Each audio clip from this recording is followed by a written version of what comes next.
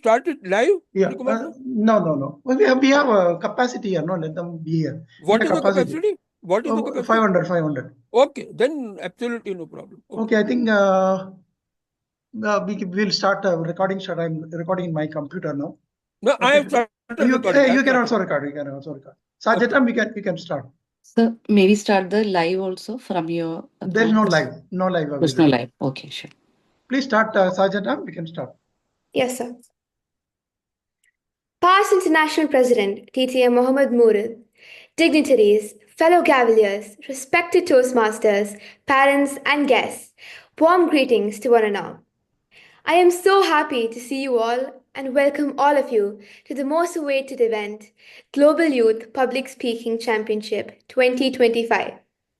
I am Hasani, a proud student of Birla Public School, Qatar, and a passionate Cavalier of the Indian Club Cavaliers. And it's my proud privilege to be the Sergeant at Arms for this historic online contest. Let me read the mission of Toastmasters Club. The mission of Toastmasters Club is to provide a supportive and positive learning experience in which members are empowered to develop communication and leadership skills, resulting in greater self-confidence and personal growth. Before we proceed further, let me remind you the ground rules to be followed during the contest. Please ensure your mic is always muted and video is off, except for the speaker. Please turn off all noise-making devices around you.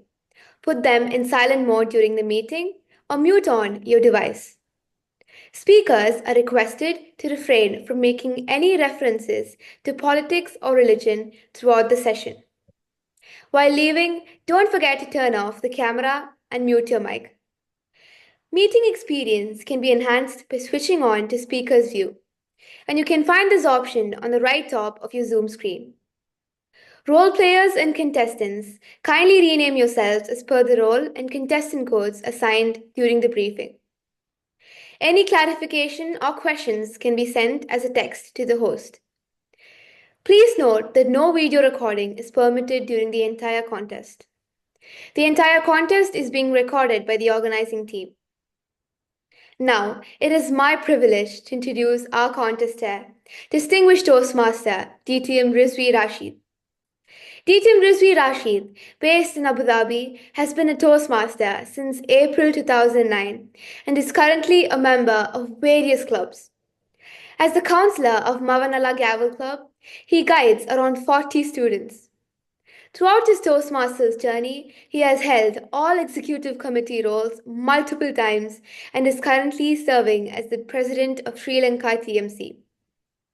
He has also been an area and division director and is a mentor and founder of Mavanala TMC and Etisalat TMC. Professionally, he's a chartered accountant and works at Etisalat as manager operations audit. Additionally, he is an accomplished athlete with national-level accolades in athletics. With a big round of applause, please welcome our contestant, DTM Rizvi Rashid. Thank you very much, Sergeant at Arms. DTM Sirikumar Pai, Global Chairperson. Mohammed Murad, DTM Past President Toastmaster International. DTM Gurubindapun, our Chief Judge, our past District Director 105, Group Chairpersons, eminent panel of judges, contestant, Cavaliers, guest, good morning, good afternoon, good evening, wherever you are. Whenever we say contest, we say it's a festival day. Today, as a global Gavel Club, we are celebrating our festival. And also, this is one of the best opportunity for you all to showcase your talent. Because we deliver speeches in our club, but when you come to the competition, we are giving our best in our competition. First of all, I wish all the very best for all the contestants. And also, I warmly welcome each and everyone. I know that it's going to be an interesting day for us because we have been waiting for more We have been waiting for this day for a long time.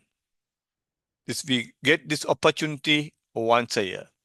So everyone, sit down, listen to speeches, and learn. Try to take something from every speech and also try to implement in your speeches and your Gavel Club. Having said that, now we have our Master of Ceremony. She studies in grade 11 at Birla Public School in Doha, Qatar. She is an enthusiastic 16-year-old who enjoys many hobbies, including public speaking, dancing, sports, and more. She was the world champion for the 2021 Gaviliers International Speech Contest Championship. She also takes part in MUN debates and loves spending her free time volunteering and helping around. Please put your hand together to welcome Afreen Makshood. Over to you, ma'am. I extend my sincere gratitude to our contest chair, DTM Rizvi Rashid, for the gracious introduction. Respected past international president, distinguished Toastmaster Mohammed Murad, Global Chairman, DTM Srikumar Pai, Global Advisor, DTM Dhanu Rajwani, Chief Judge, DTM Gurbinder Pal, Global Chairman, Club Councillors, Toastmasters, guests, and our esteemed future leaders. A warm welcome to each and one of you.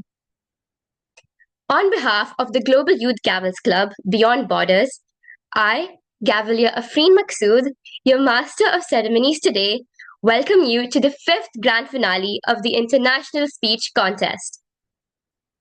Before we commence, I kindly request all participants to keep their microphones on silent mode to minimize disturbances. Today, we are privileged to witness participants from 12 groups across the globe, each earning their place in this grand finale after conquering contests at the club and group levels. In the initial wave of the COVID pandemic in 2020, DTM Dhanu Rajwani from Mauritius conceived the idea of bringing Gavel clubs from around the globe together.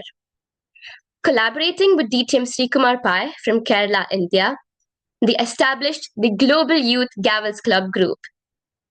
From a modest beginning with 20 clubs, the organization has now grown to encompass over 220 clubs. Today marks the 5th Global Championship for Gavaliers, standing as the premier contest for Gavaliers worldwide. Without any further delay, let the event commence.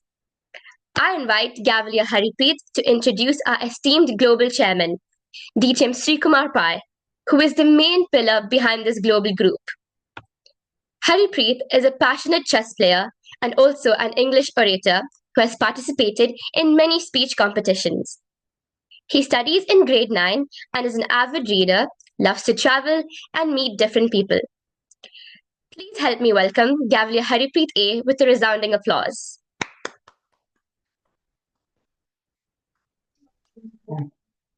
It's my pleasure and privilege today to introduce our global chairman, distinguished Toastmaster Sri Kumar Pai, an assistant professor at the Asian School of University Architecture, Kerala, India, whose passion for education and communication spans over 2 decades, with an impressive 21-year journey in Toastmaster International. DTM Sri Kumar Pai's leadership as Club Growth Director and numerous accolades, including the Best Division Growth Governor and Excellence in Club Growth Awards, showcase his commitment to fostering communication and leadership skills. His dedication extends beyond awards, evident in a sponsorship of 17 new Toastmaster Club and 55 Gavel Club. As the global chairman of Global Youth Gavel Club, he empowers young leaders, organizing pioneering events like Global Championship and National Junior Championship for Gaviliers. Recognized for his impact, DTM Sri Kumar Pai received an Outstanding Performance Award from the University of Tourism, from the Ministry of Tourism, Government of Oman. as an educator, leader, and advocate for effective communication. Sri Kumar Pai, DTM, continues to inspire and empower individuals on their journey of personal development. He is truly a distinguished Toastmaster. Let's welcome DTM Sri Kumar Pai.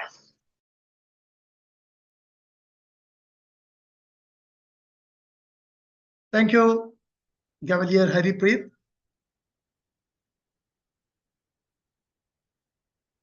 Good morning, good afternoon, good evening, wherever you are joining.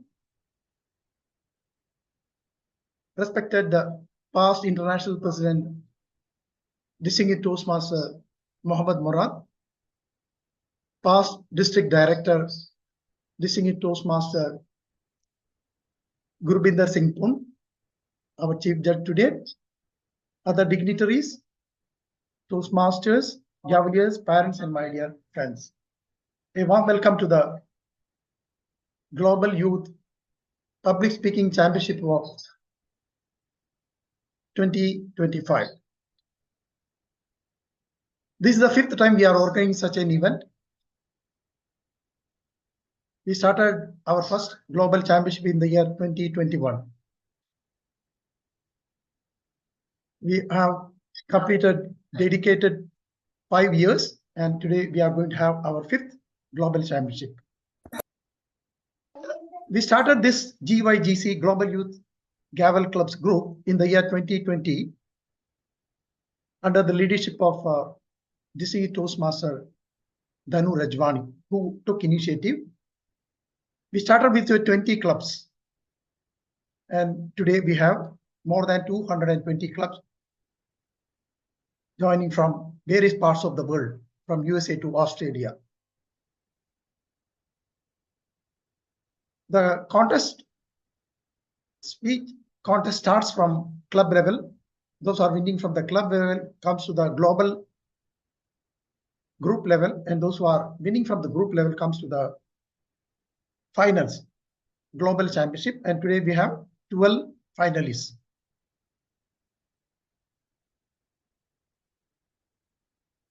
You are going to witness a wonderful and exciting contest today. I don't want to waste much of your time. They are going to deliver best from their heart. Try to enjoy. I wish all the best to all the contestants. I would like to thank Chief Judge and his panel of judges for accepting our invitation and for being here today. I also would like to thank all the role players and all the people who supported to organize this contest today. Good luck and wish you all the best. Over to you, Master of Ceremonies, Afreen.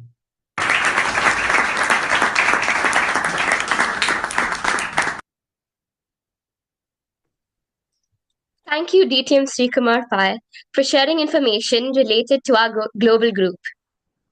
Now, we are honored to have the past international president of Toastmasters International, DTM Mohammed Murad, with us. Cavalier Gorika Vij will introduce our keynote speaker. Gorika Vij currently studies in 11th standard, pursuing humanities due to her deep passion and interest in the field. Public speaking, dancing, reading, writing, and other things that started as her side hobbies define her. She's also a classically trained Kathak dancer, preparing for her 6th-year exams. She embraces life with an open heart and tries to push herself while being happy with what she is at the same time. Please join me in welcoming Cavalier Gorika Vij to introduce our keynote speaker. Dignitaries and my dear friends, it is both a pleasure and a privilege for me to introduce our chief guest and keynote speaker for today, past Toastmasters International President, distinguished Toastmaster Mohammed Murad. DTM Mohammed Murad is a distinguished resident of Dubai, United Arab Emirates, and an accomplished entrepreneur. He is the managing director of 3 successful companies and holds an MBA and a master's degree in quality management from the University of Wollongong in New South Wales, Australia. In addition, he is a graduate of the City of Dubai's Leadership Development Program and has received prestigious training from renowned institutions, including Harvard University, the London Business School, and the Singapore School of Government. A dedicated Toastmaster since 1996, DTM Murad is an active member of the Toastmasters Dubai chapter. Throughout his tenure in Toastmasters, he has held numerous leadership positions, culminating in his election as Toastmasters International President for the 2014-2015 term. With over 30 years of experience in global marketing, branding, and executive leadership, DTM Murad has made significant contributions to various sectors. His expertise spans emergency medical services management, human resource development, and strategic organizational planning at the director and CEO levels. Please join me in extending a warm welcome and a big round of applause as we invite our esteemed past President, Toastmaster International President, DTM Mohammed Murad, to deliver his keynote address. Thank you, and over to you, sir. Thank you so much. Fellow dignitaries, DTM Sri Kumar Pai, DTM Gurbinder Pun, and other dignitaries, and more specifically, the contestants. Good afternoon, good evening, or even good morning, because I believe that there are participants from all over the world.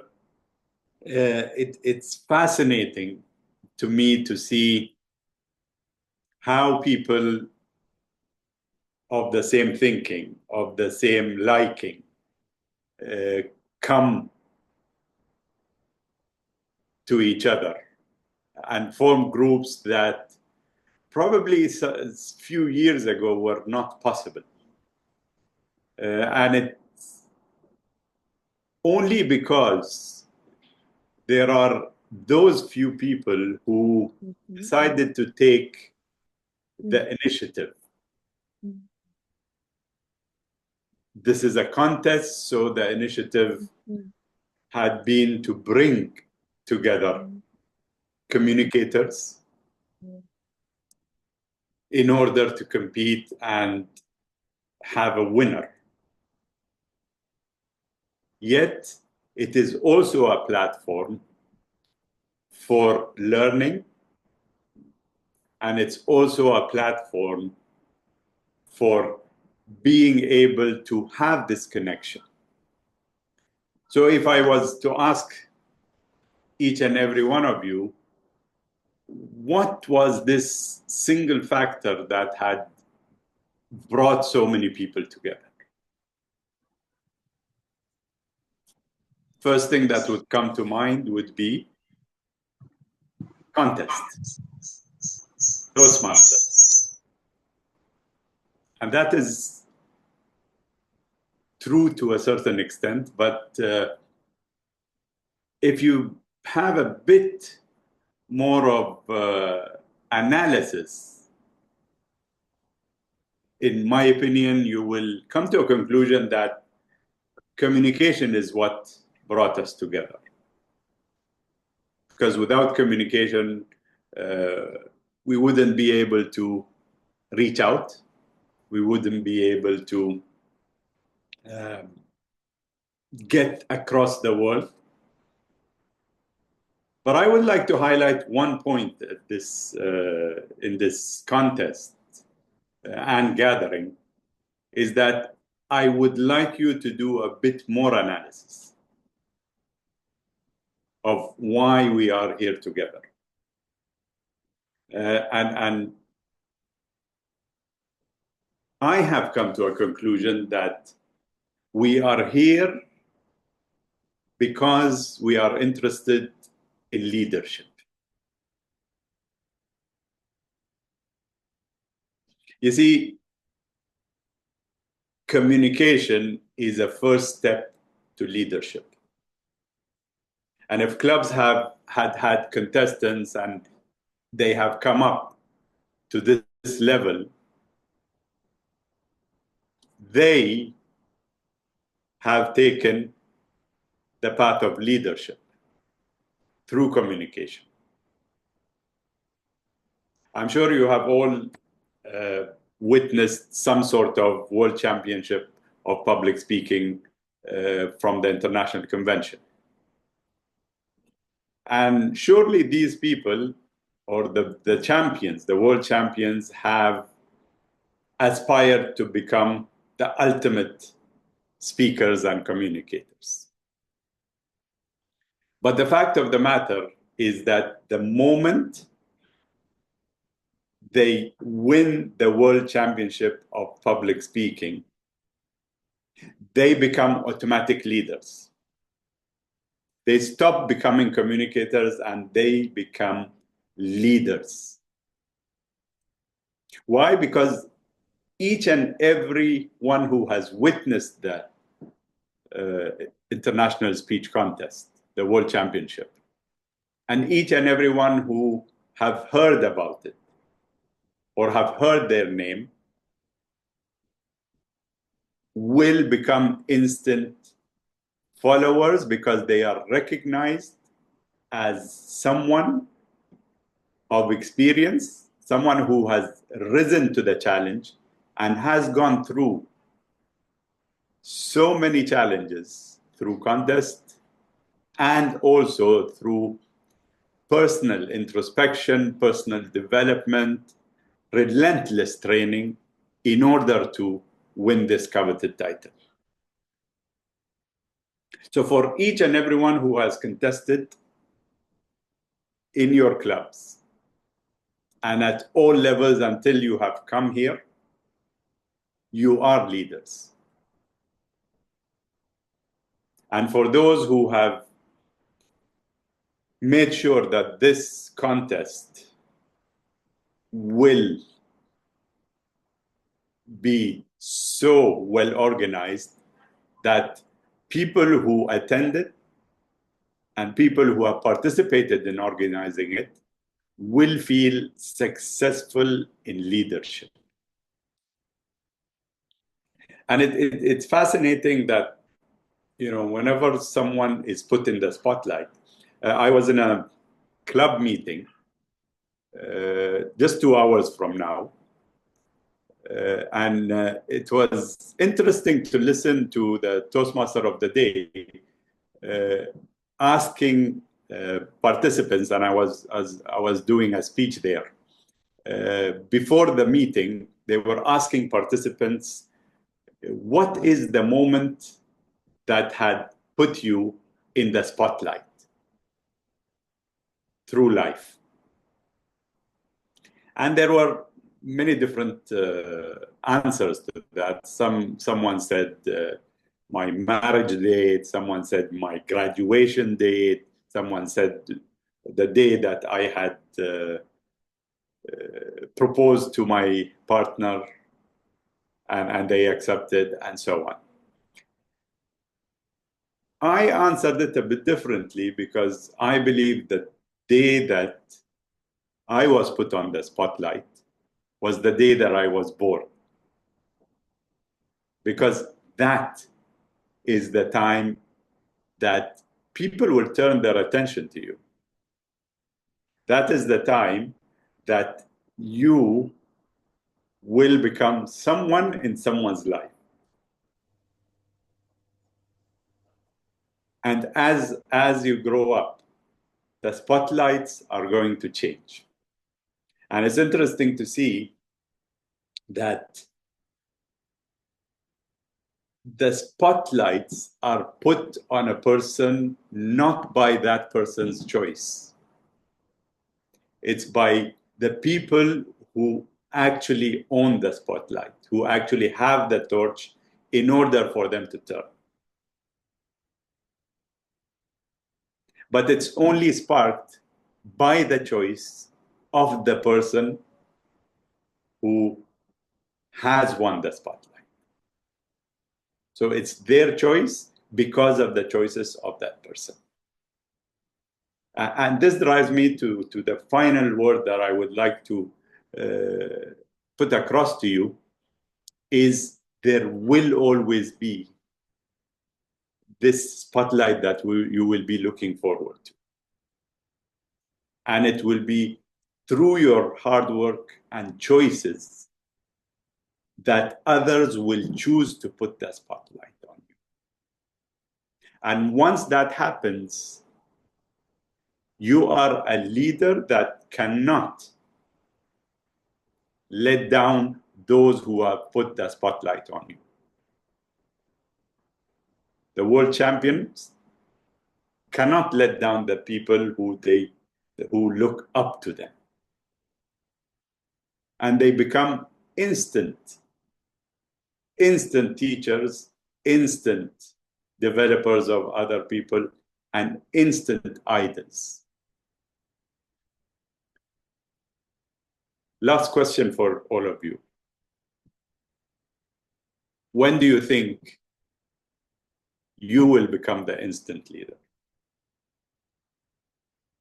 When do you think people will look up to you? And I believe the journey has started, and there are people who probably have achieved that. But let me tell you, there is no stop in leadership, because at every top of the mountain, there will be another mountain to conquer. And it's your responsibility to conquer all the mountains that you come across. Back to you.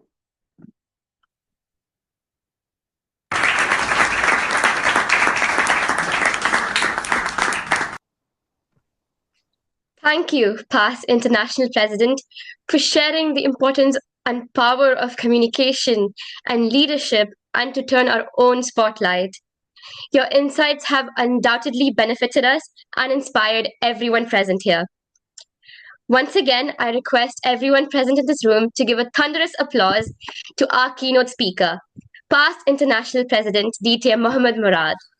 Thank you so much. Now, let us move forward to our contest.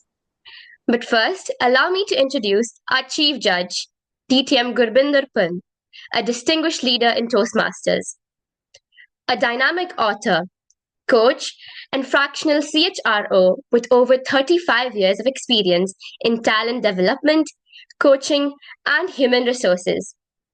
A distinguished Toastmaster, Gurbinder Pun has actively contributed to Toastmasters International, serving in various leadership roles, including District Director. As the CEO of Smart Roots Consulting in Dubai, he is recognized as one of the top 10 executive coaches in the Middle East. He is also the best-selling author of The Coaching Advantage on Amazon India and a credentialed professional certified coach with prestigious institutions, including the International Coaching Federation and Marshall Goldsmith. Passionate about sustainability, innovation, and leadership development, DTM Gurbinder Pun empowers students, emerging leaders, and HR teams to unlock their potential and build high-performance cultures. He shares his insight through impactful articles, blogs, and coaching sessions. Committed to fostering talent and driving organizational success, DTM Gurbinder continues to inspire the next generation of leaders to embrace growth and transformation. May I now request our Chief Judge to address our gathering, particularly our contestants.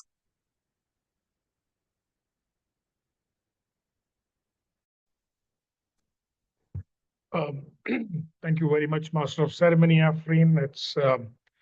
It's a beautiful day today as we have gathered here to see the exceptional display of skill, passion, creativity of our talented participants.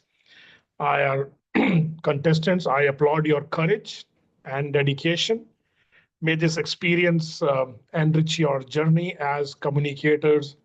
And as DTM Murad said, may you get the seconds. No name will be announced for the disqualified contestant. The timing will begin with the contestant's first definite verbal or nonverbal communication with the audience. We request the speakers to check the timer visibility. The timers for this contest are Timer 1, Toastmaster Tarun Bhargava, and Timer 2, Gavalier Ala Rilav. The tally counters are Toastmaster Tamsida and Gavalier Drishti Jain. The Zoom masters are Distinguished Toastmaster Mani NC and Distinguished Toastmaster Manju Manohar. While delivering the speech, if disconnected due to net connection, we will wait a maximum of 2 minutes, and the speaker has to join within this time. If they cannot join, their speech will be validated based on the delivery they completed. If it is less than 4 minutes 30 seconds, it will be disqualified. Otherwise, it will be validated based on the delivery. Only one chance is given. 30 seconds extra time will be given. Contestants must create their own speeches, and each must be substantially original. 25% or less of the speech may be devoted to quoting, paraphrasing, or referencing another person's content. I will call the contestants in the following order: contestant number, name, title, name. Protests are limited to originality and must only be lodged by voting judges and contestants. Any protests must be lodged with the chief judge and/or contest chair prior to the announcement of results. The speaker should be visible throughout their speech. The chief judge for this contest will be Distinguished Toastmaster Gurbinder Pun. Here is the speaking order for the International Speech Contest. Contestant number 1, Gavalier David G. Contestant number 2, Gavalier Tanish Suvarna. Contestant number 3, Gavalier Claire Zhao. Contestant number 4, Gavalier Yonal Devas. Contestant number 5, Gavalier Raksha Muthukumar. Contestant number 6, Gavalier Sai Sadhana Kannan. Contestant number 7, Gavalier Kenmi Lianza.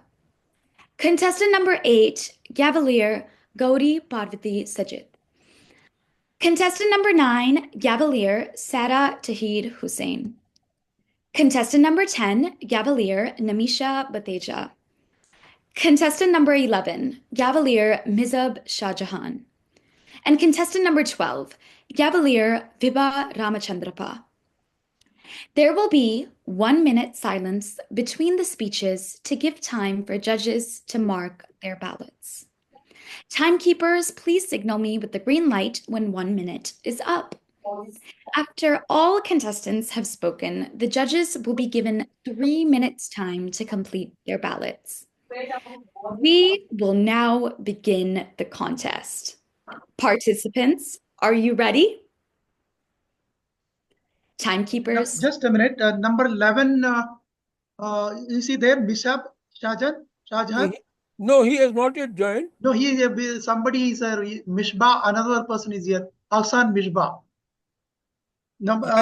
Contestant number 11, are you there? No, not yet joined. Not yet joined. So I think sent a message to both the participant as well as the club counselor. There is no response. No response.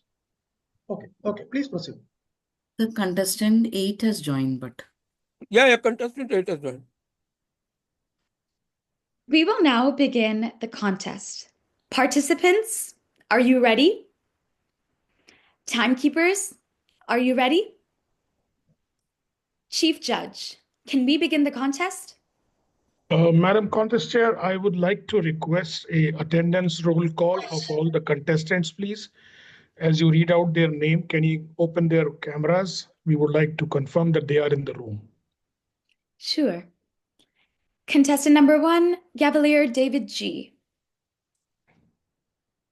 Hello. Contestant number 2, Cavalier Tanish Suvarna. Present. Please open the camera.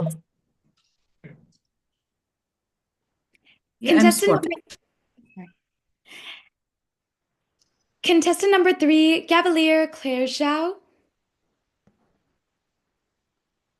Yes, I'm here. Contestant number 4, Cavalier Yonal Devas. Yeah, I'm here. Contestant number 5, Cavalier Raksha Muthakumar. Yes, I'm here.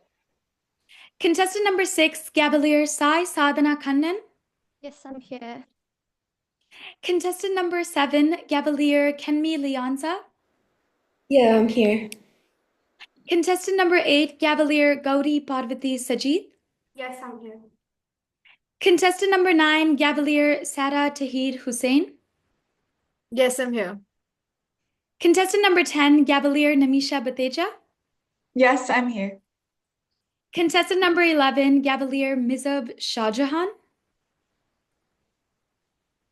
So contestant 11 is not to be found.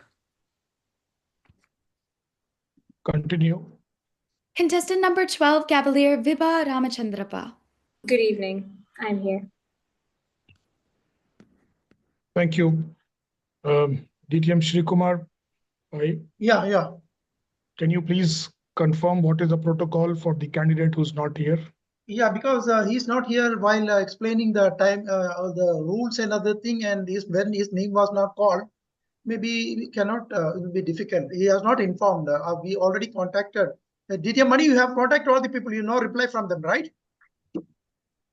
DTM Money, have you received any reply from the contestant or the counselor? So far, no. I have informed both of them and nobody has replied.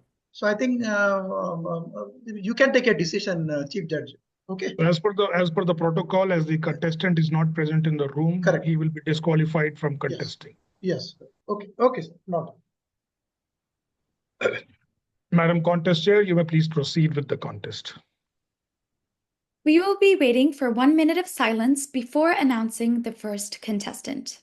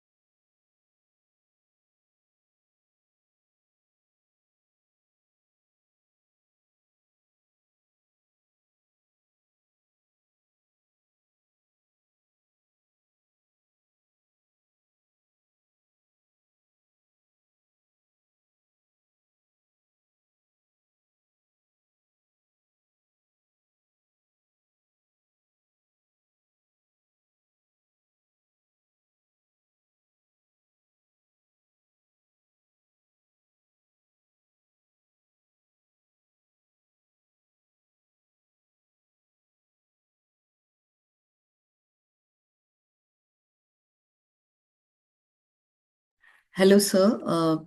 The contestant 11 is in the waiting room.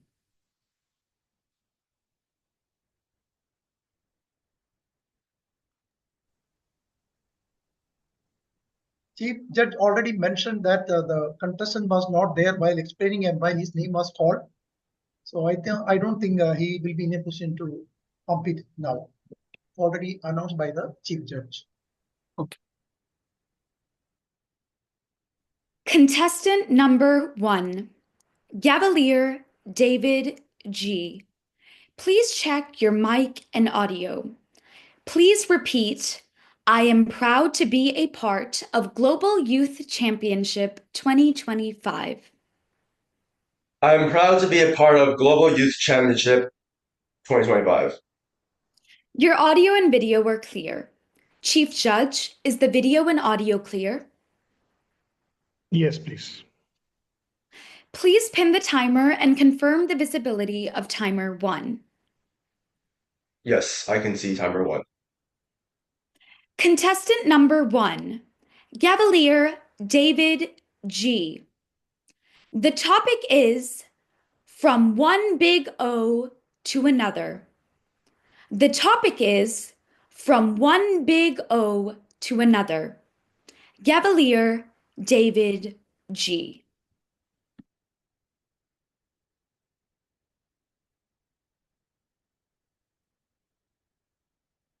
From one big O to another.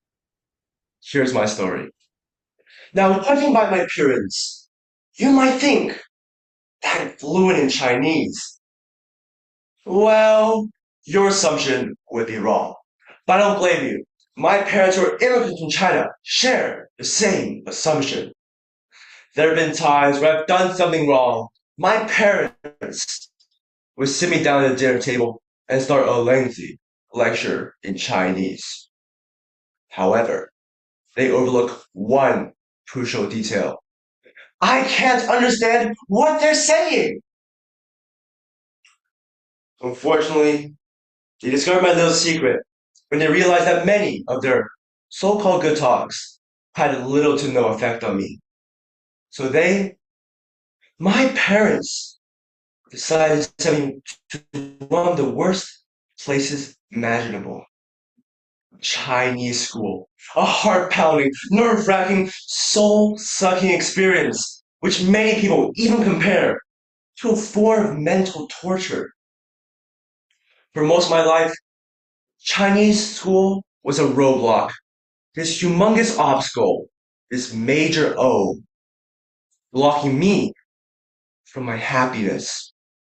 And I often begged my parents every single Saturday to allow me to skip going to Chinese school. But to no avail. Now picture this. It's a normal day in our Chinese class. Our Chinese teacher, Miss Sell, methodically progresses through the class, textbook in hand, prompting each of us to read a short portion of text we've been currently studying. Usually during group reading sessions, I could just mouth words. But by myself, I couldn't hide behind the Chinese prodigies. I needed a plan. Resorting to my mathematical mindsets, I calculated the number of people before me and the lines they may be asked to read, to make an educated guess about the portion I might be asked to read. Using that information, I discreetly took out my phone and started using Google Translate to translate all the words I didn't know. And I was set. 4 more students to go. 3 more students to go. Everything was going according to plan. But that was until the person before me, Ryan, a Chinese prodigy, literally sped through his portion of text, which the teacher commended, saying, "Wonderful job, Ryan. Do you mind also reading this paragraph here?" Huh? I yelled to myself. Those are supposed to be my lines, without enough time to retranslate a whole bunch of new notes. I was cooked. And before I knew it, Mrs. Sell walked up to my desk, saying, "David, could you read this sentence over here?" I didn't know what to say. I was stumbling through each and every character. And throughout that, I felt the entire class's eyes on me. It was so suffocating. I could barely make a squeak when I spoke. That day, I left Chinese class with a sense of embarrassment and defeat. But that's where I saw my grade 8 Chinese teacher, Mrs. Z. I told her all about my situation. She invited me into her class, and we went through that paragraph line by line. And by the end, I was able to read it in its entirety and understand its meaning. Mrs. Z smiled, pulled out a box of chocolates from underneath her desk, saying, "David, you've done a great job, and you deserve one too." They were delicious. From that day on, I frequently visited Mrs. Z after my classes to sit with her, seek her assistance with my Chinese studies, and of course, enjoy some of the lovely treats she had bought for her class. Just a few weeks later, she even asked me to do a short presentation about my time at Chinese school. Nervous at first, standing in front of the entire class, I slowly grew confident as I told them all about the tips and all about the tricks I picked up through my many years at Chinese school. The look of understanding and relief on their faces made me realize that maybe, just maybe, Chinese school wasn't as bad as I once thought. It became less of a roadblock, this humongous obstacle blocking my way. Instead, it became an opportunity for me to connect with my family, my culture, and even myself. Just a few months ago, my grandparents immigrated to Canada to live with us. And for many years, I felt a profound disconnect between me and my heritage. But now I frequently enjoy talking to my grandparents. And I even learned a little bit of mahjong, Chinese chess, and it's a very popular Chinese phrase from my grandparents. 老根真菜真是全都有，老根真菜真是懂不懂? My journey with the Chinese language through its many, many embarrassing defeats, but small, impactful victories, transformed what I originally thought as an insurpassable obstacle into an enriching opportunity. Now, I would like to ask you all one question. Do you all have any significant obstacles in your life right now? And drawing from my experience, I'd like to give you this advice. Don't give up. Seek help and persist. With enough determination, you might just be able to turn your significant obstacle into an enriching opportunity from one big O to another. And maybe that opportunity might be bigger than you think. Contest chair.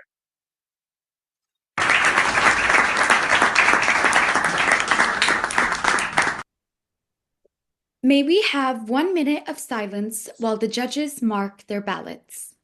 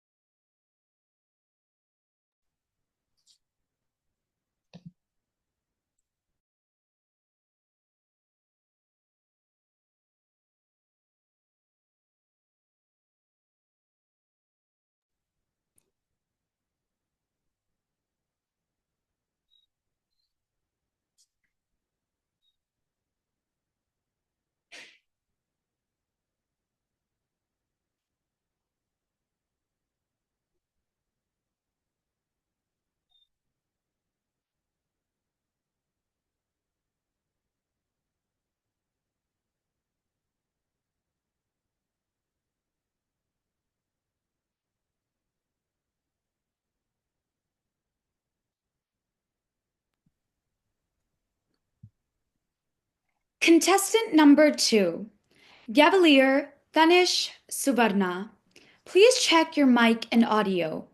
Please repeat, I am proud to be a part of Global Youth Championship 2025. I am proud to be a part of Global Youth Championship 2025. Your audio and video are clear. Chief Judge, is the video and audio clear? Yes, please, go ahead. Please pin the timer and confirm the visibility of timer 1.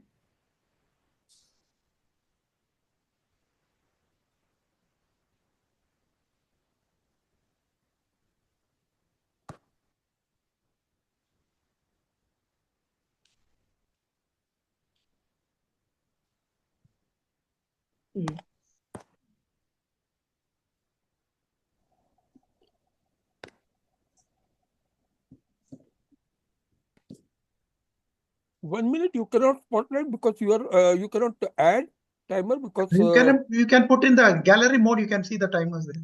Put in the I gallery will mode. remove the spotlight and then now you can pin. Okay, sir. Yes, timer 1 is. Are you able to see timer 1 and 2 both? No, ma'am. I'm not able to see them. You put in gallery mode, you can see timer 1 and timer 2 both. Put in the gallery mode. Yes, ma'am. I have put. Yeah. Good to go, sir. Yeah. Contestant number 2, Gavalier Tanish Suvarna. The topic is, why do we ask questions? The topic is, why do we ask questions? Gavalier Tanish Suvarna. Greetings, esteemed judges and fellow audience members. It is rightly said, the art and science of asking questions is the source of all knowledge. From the moment I was born, I saw everything around me and started asking questions about it. Where did I come from? How do birds fly? Why do I eat food? These questions shaped my mind, and I started bombarding my parents with an endless stream of questions. Their patience often wore thin, but for me, every single question was like discovering a new hidden treasure. So, why do we ask questions? What makes them so important in our lives? Well, firstly, we ask questions to understand. When I was 8, I overheard a conversation about black holes. I wondered what were these things and why was everyone talking about it? Then I asked my dad, Dad, what is a black hole? To which he replied, just go ask your teacher about it. And I did. The next day, my teacher described it as being a place in space where nothing, not even light, can escape this. I was mesmerized by this answer. This simple question paved the way for my fascination with space. So, my dear friends, firstly, question helps us to understand. Even Socrates, in fact, one of the most famous philosophers, wasn't a man of infinite knowledge. Instead, he asked questions around him. How is this possible? Why is this so? By challenging the world around him through his questions, he became a renowned philosopher and inspired generations. Secondly, questions help us to grow. When I was 13, I went through a moment of personal reckoning. I struggled terribly in school as my confidence plummeted. I asked my teacher, Ma'am, is there something wrong with me? To which he replied, why do you think you're failing? That question hit hard. For the first time, I reflected on my values, my goals, and my desires in life. I realized that I wasn't failing because I wasn't smart enough, but I wasn't putting in too much effort. So, this simple question marked my academic and personal growth. Questions often force us to change our perspectives and inspire people around us. Not just that, but they also help us to grow emotionally. Whenever we ask questions such as, why do I think like this? What is really important to me? We embark on a journey of self-awareness, which helps us decide our goals, values, and desires in life, changing the person we aspire to become. Last, but certainly not the least, we ask questions to change the world. When the Wright brothers saw that people were believing that human flight was Impossible. They didn't believe it. Instead, they raised the question, how can we build a machine that can fly? So, after tons of questioning and relentless research on birds, they achieved the first man-powered flight in 1903. This wasn't just any innovation. It was a revolution which changed history forever and led to these airplanes, which can take us from one part of the world to another in just hours. Pretty insane to think about, right?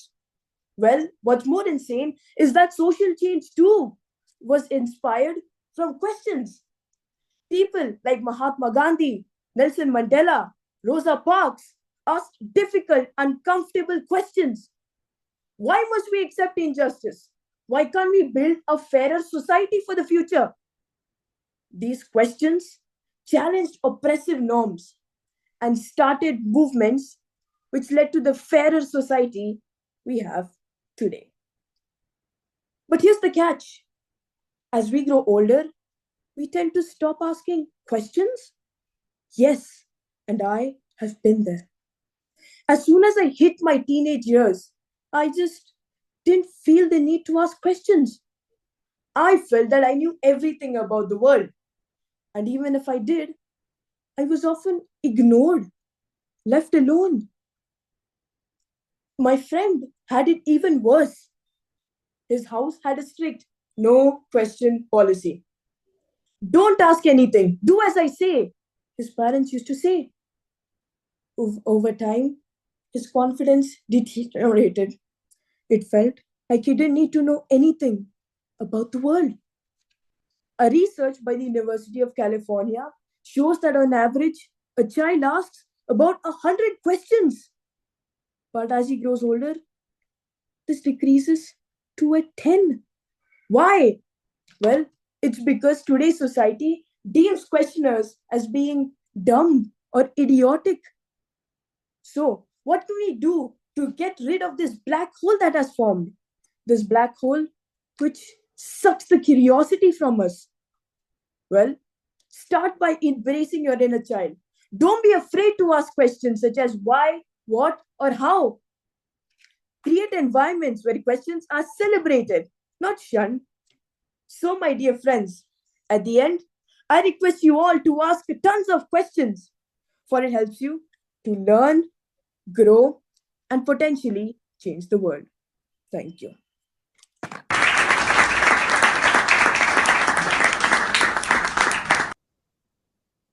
May we have 1 minute of silence while the judges mark their ballots.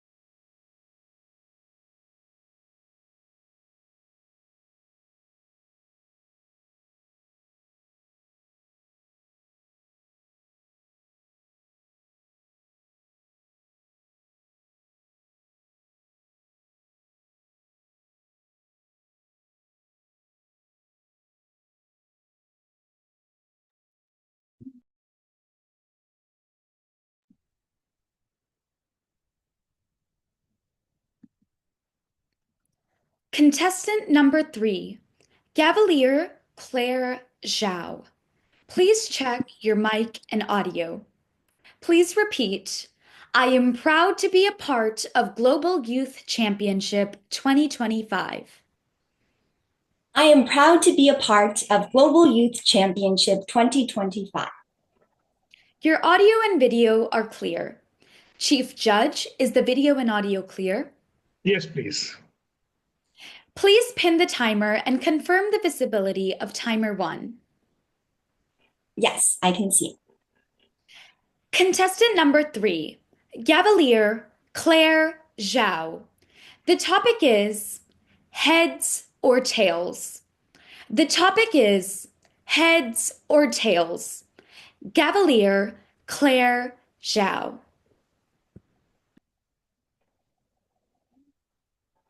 Heads or tails? In that split second, everything hangs in the balance. It's funny how one little flip can decide so much. Growing up, this coin was my go-to for every tough decision. Heads, play outside. Tails, do homework. Heads, eat ice cream. Tails, eat it anyway, but blame the coin. But what happens when the stakes aren't just about homework or ice cream, but about the kind of life we want to live? Contest chair, fellow coin flippers.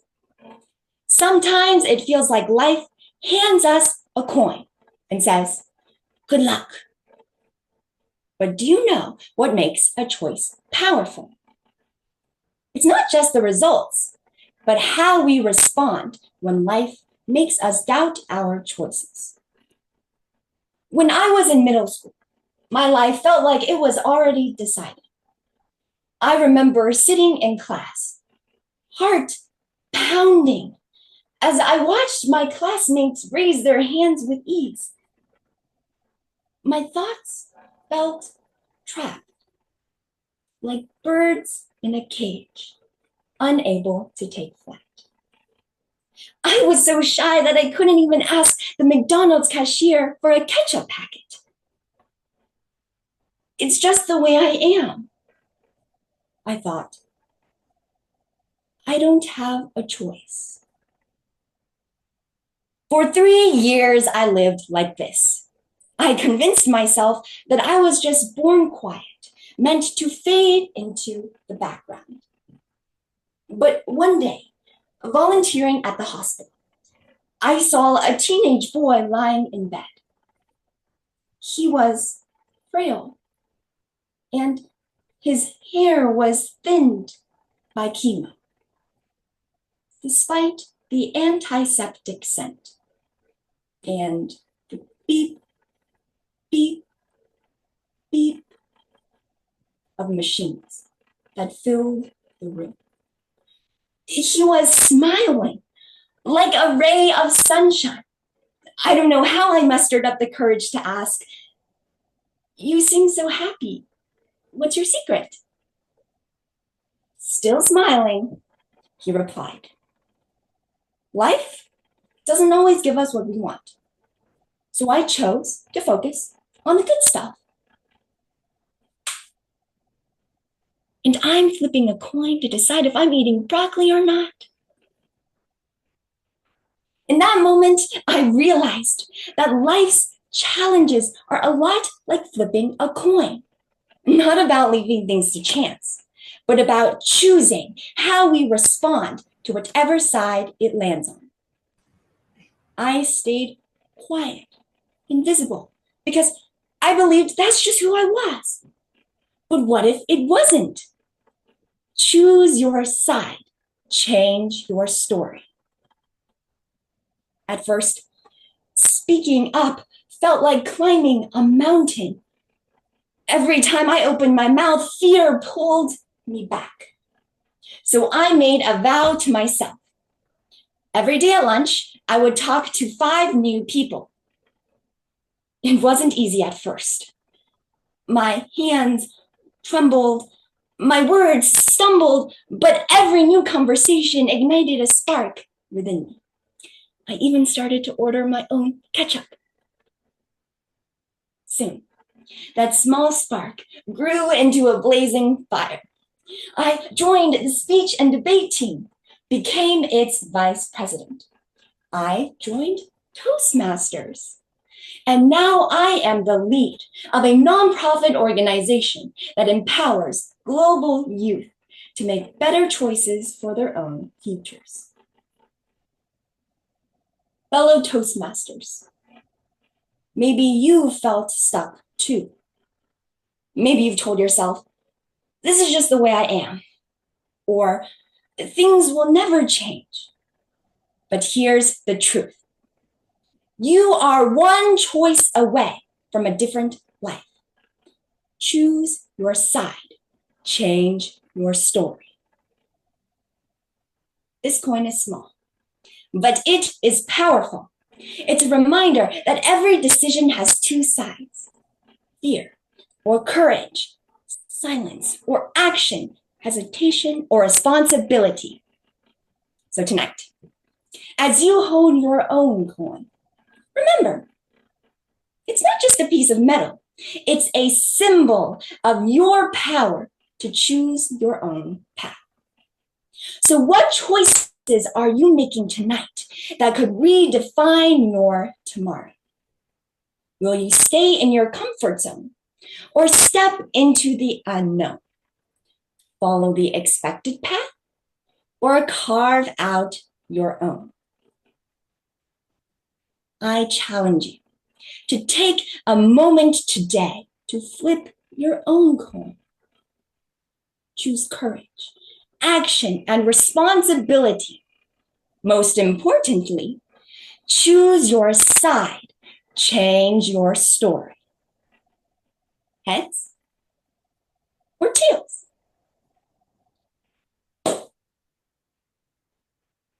Contest chair.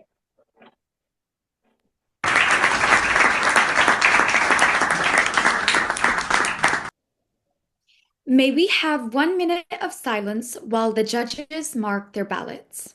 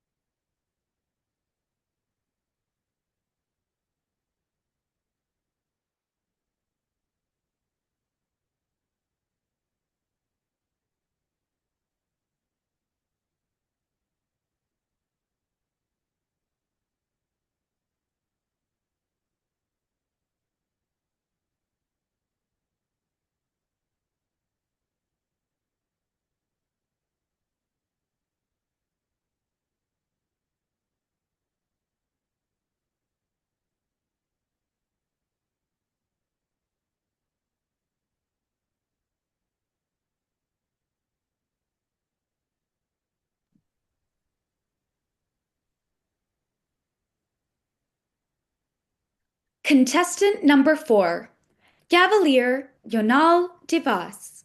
Please check your mic and audio. Please repeat, I am proud to be a part of Global Youth Championship 2025. I am proud to be a part of Global Youth Championship 2025. Your audio and video are clear. Chief Judge, is the video and audio clear? Yes, please. Please pin the timer and confirm the visibility of timer 1. Yep. Contestant number 4, Cavalier Yonal Divas. The topic is failed. The topic is failed. Cavalier Yonal Divas. Failed? Failed? I heard you the first time, contest chair. And trust me, my goldfish was the only one who didn't judge me for it. I was supposed to ace the toughest scholarship exam of my life to get into the best high school in Perth. I had the skills. I put in the hours. I was ready. On the big day, I didn't score high enough. My dreams slipped through my fingers. It felt like my world was crumbling, like I'd let down not just myself, but also my parents, my friends, and even my goldfish. How could I face them? Everyone thought I'd pass with flying colors. But instead, I failed. Is this what defines me? A single exam? At first, it felt like it did. I thought my story was over. But then, my parents did something extraordinary. They didn't let me wallow in despair. They said, okay, you tripped. Now let's find the next step. And we did. We found another school, another opportunity. But here's the kicker. I had to ace an interview to get in. And trust me, I was terrified. Preparing for that interview was no easy feat. I still carried the weight of failure. The fear of failing again was almost paralyzing. But this time, I wasn't going to let that fear control me. Instead, I relied on my experience as a Gavelier to refine my public speaking skills, and on my father, a distinguished Toastmaster, for his invaluable guidance in structuring responses and building confidence. That support helped me prepare thoroughly for the interview and present my best self. I stepped into the interview room, my heart pounding like a drum solo. And guess what? I got in, not just into any school, but one of Perth's best. Fast forward to today. I'm thriving. I'm part of the Australian Schools Chess Champion team, a school debater, Gavelier, and a student leader, all while excelling academically. But most importantly, I found happiness in a school I hadn't even considered before the exam. That failure, which once seemed like the end, turned out to be the start of a more fulfilling journey. That failure wasn't the end. It was a turning point. It reshaped my path. Just as that failure reshaped my journey, history shows us this pattern over and over again. Take Michael Jordan, cut from his high school basketball team. He didn't let rejection define him. Instead, he transformed it into relentless determination, practicing until he became a global icon. He once said, I failed over and over and over again in my life, and that is why I've succeeded. Imagine if Thomas Edison had stopped after his first or even his 1,000th attempt to invent the light bulb. Instead of just giving up, he said, I have not failed. I've just found 10,000 ways that won't work. That perspective turned obstacles into stepping stones for innovation. And J.K. Rowling, rejected by 12 publishers before Harry Potter found his home. She reflected, it's impossible to live without failing at something unless you live so cautiously that you might as well not have lived at all. These aren't just inspiring tales. They're reminders of a universal truth. Failure isn't the end. It's the classroom where resilience, growth, and success are born. I've lived this truth. My own failure didn't define me, it transformed me. It forced me to recalibrate my goals and discover opportunities I had never considered. The road to success, as I learned, is rarely smooth. It's full of twists, turns, and setbacks, each with its powerful lesson. So, how do we embrace failure? First, see it for what it is. A teacher, not an enemy. Every stumble is a chance to learn, grow, and rise stronger. Second, surround yourself with people who uplift you. My parents were my anchors, reminding me that one setback doesn't erase my potential. With the right support, failure becomes a building block for resilience. And finally, keep moving. Failure doesn't define your worth. It's a chapter in your story, not the whole book. Every misstep is a step closer to your goals. Like Jordan, Edison, and Rowling, I learned that failure isn't a full stop. It's a comma, a pause before my next move. Failure doesn't close doors. It builds bridges. Walk across them. Over to you.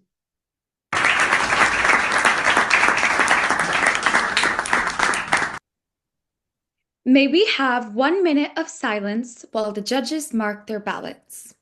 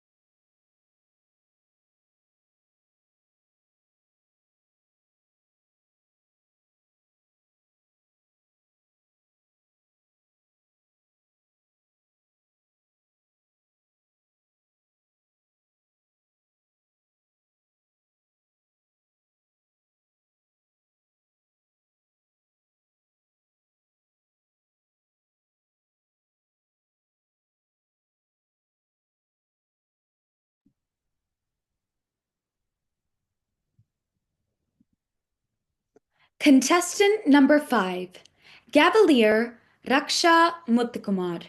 Please check your mic and audio.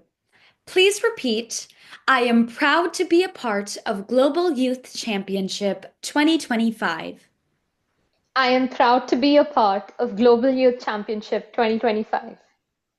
Your audio and video are clear. Chief Judge, is the video and audio clear? Yes, please. Please pin the timer and confirm the visibility of timer 1. Yes, both the timers are visible. Contestant number 5, Gavalier Raksha Muthukumar. The topic is Beyond Reach. The topic is Beyond Reach. Gavalier Raksha Muthukumar.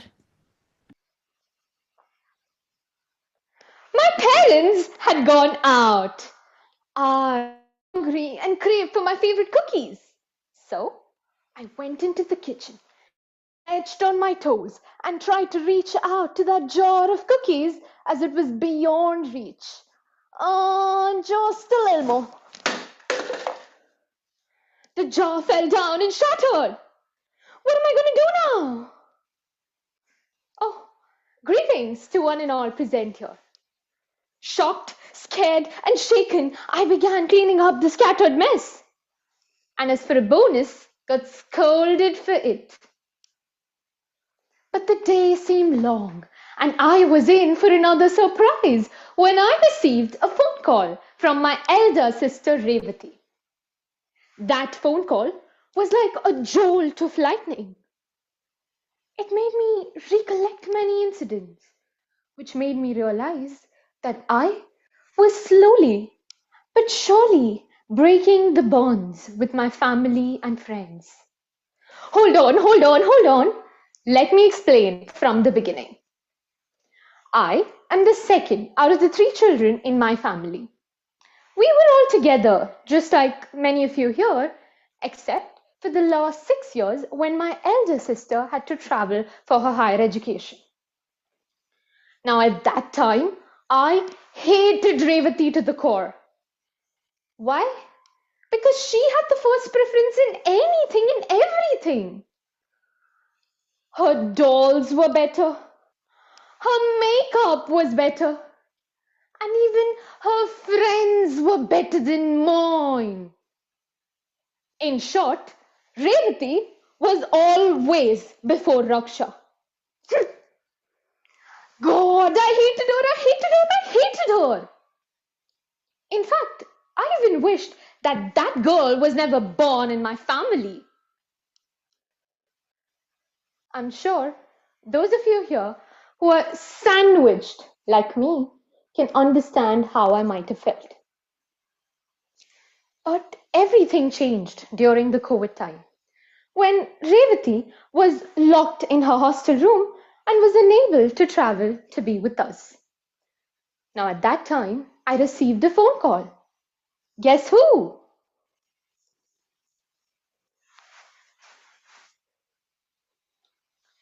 But this time, she was crying hysterically.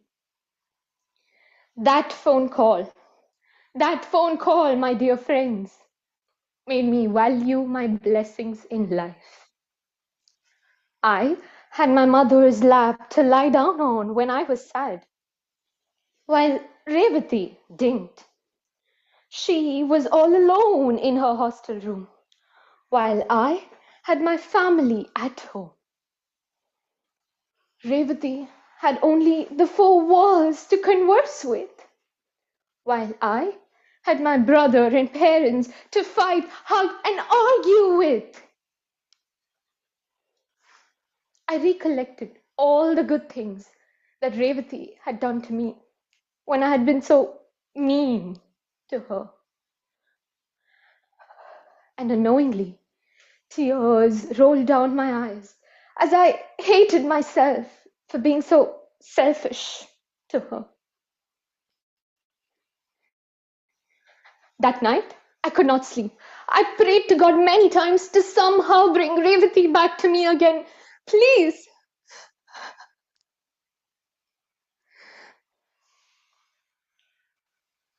Friends, aren't we a little too selfish at times?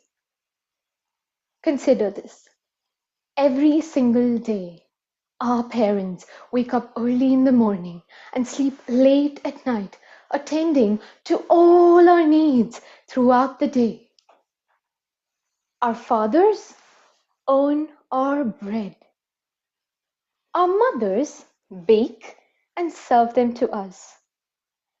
Don't you think this normal daily routine in itself is a very big blessing for us? Have you ever realized that in spite of all the troubles our parents face, they still treat us like precious pearls and enclose us inside like the oysters? They protect us from all troubles and dangers. And in doing so, they lose most of their beauty. But they never let the pearl be harmed.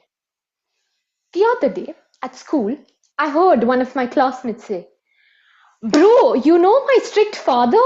He's not buying me an iPhone 16 Pro." Well, for him, it's an iPhone. For others, it could be a movie or even a vacation, you see. We might have been angry at someone or something at some of the other points in our lives. But the actual question I want you to ask yourself is this. Do you think it is good to carry that resentment like me for years and years? So don't wait until it's too late to tell your parents, siblings, family, or your friends how much you love them. For one day, you'll realize their importance only when you see an empty chair. I was lucky to have a phone call just in time. That may not always be the case. Don't wait for your jar of life to be shattered to realize the importance of your cookies. For one day, they may be far, far beyond your reach. Forever. Contest check.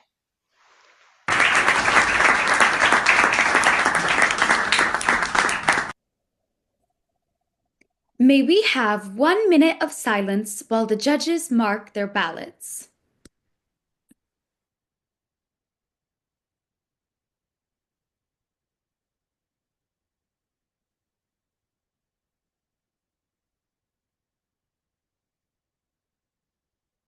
Contestant 6, are you there? Can you start your video? I think she got dropped. Yes, and sir. rename yourself at 06 so that otherwise I cannot see you.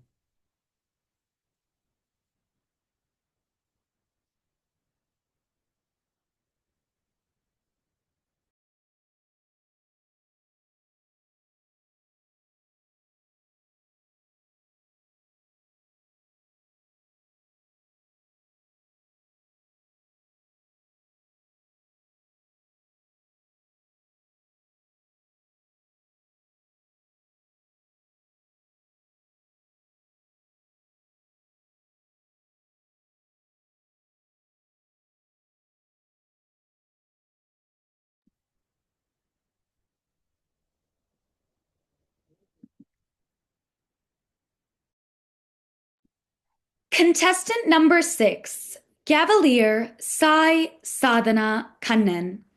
Please check your mic and audio.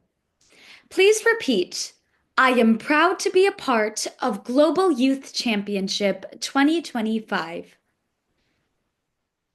I'm proud to be part of Global Youth Championship 2025.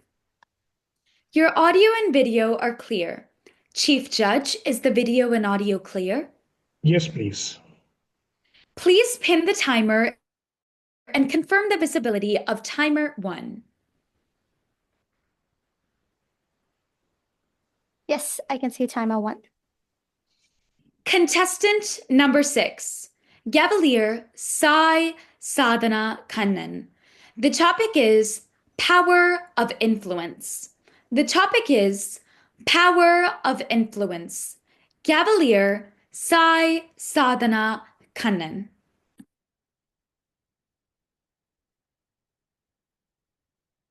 Well, what is this? Oh, it's just a copper coin. Not worth... Oh, hi. Well, you might think this copper coin is not that valuable. But let me show you something. That this copper coin changed my whole perspective of leadership. This story takes us back to the time during British India, when Gandhi was collecting funds for the Chakra Singh Fund organization. Everyone contributed whatever they could. After his speech, an old, frail, elderly woman came up to him. The volunteers tried to stop her, but she pushed through, came in front of him, took this single copper coin from her sari, placing at his feet, and said, "This is all I can give." Gandhiji, carefully taking the coin, keeping it to the side, and when others asked him, "What is this coin? What is it gonna? It's not that valuable." He refused to give and said, "This single coin is going to change whole India." Well, it's kind of confusing, right? I'm not sure what this is about. Well, hello everybody. My name is Sai Sana, and today I will be talking about the power of influence. That's right, leadership. What does that have to do with leadership? Leadership is the art of influence. Everyone, whether a parent, teenager, or a child, can be a leader. But what kind of leader are you? Are you a leader who wants power, fear, or are you just a leader with a heart and a vision? Think about those impactful leaders in history. Gandhiji, Martin Luther King, Mother Teresa. They didn't rule by fear or power, only through their vision and their heart. By showing purpose and humility, inspiring others to rise. Leadership is not about demanding respect. It's about earning it through the way you can make others feel you're safe with them. As I said earlier, it isn't about the value of the coin. It's about the belief, the willingness to give whatever you want to your leaders. You know, I can do what you can't do, and you can do what I cannot do. Gandhiji understood that it's not about power. It's about your heart, your willingness to help others. Without it, it's like reading a book full of myths, but no truth. Leadership is like seasoning a dish, but without salt, it's gonna taste blunt. Do you know I'm a very great leader? I have special powers, and my powerful motto is I'm a leader, not a follower. I do not follow anyone at the back. Except during the times when it's kind of dark, so you're welcome to go first. I'll follow you at the back. Let's not talk about that. They see big pictures, help them achieve their common goal. Leadership isn't about motivating others, but believing in themselves and supporting them in bad times. Leaders help to see the picture, connect the dots, and fill in the gaps. Effective leaders motivate their team and know when to assert power and when to observe in silence, and their presence alone commands respect. Consider the example of a lion taking care of its pride. When its pride isn't intact, the lion dashes and gets in charge, risking its life to protect others. But in reality, if I was that lion, I'll be running away saying that my life is way more important than you guys. Bye-bye. It doesn't matter. The lion did not see it's compared to the race, gender, or public interest. It's for the greater good. They serve with all their heart and think that all of us are same. We need to protect. But why in human society that each and every leaders manipulate, divide power by money, buying people, buying elections? Instead of saying a democratic India, we could say it's a dictator India. Because no one is truthful. We are the future. We are the new generation who can change the whole society. If you can do it, anyone can do it. We need great leaders. And you are the greatest leader of all time. Always keep these things in your mind.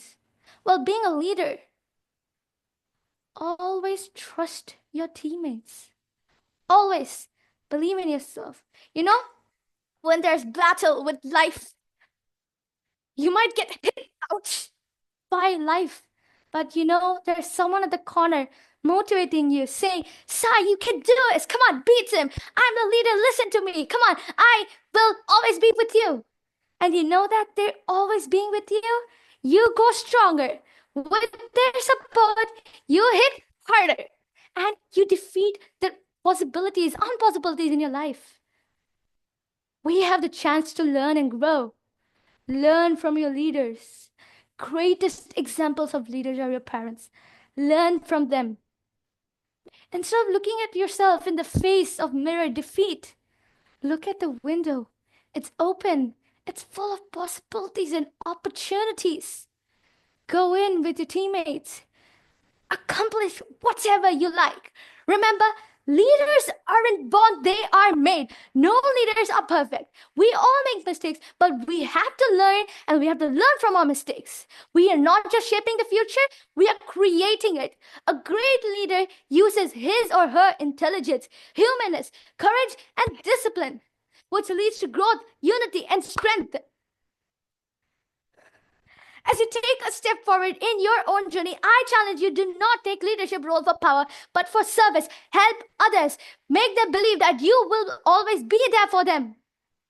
As I said earlier, you are the greatest leader of the future. Lead with integrity, lead with compassion, lead with passion. Lead for service instead of power. Because in the end, leadership is not about how many people follow you. It's about how many people you make them trust, believe you. It's how many people you inspire them. How many you lead them to greater good. A leader is the one who knows the way, shows the way, and creates way for everyone who needs support. You are the supporting pillar. And thank you. I conclude my speech. Have a nice day.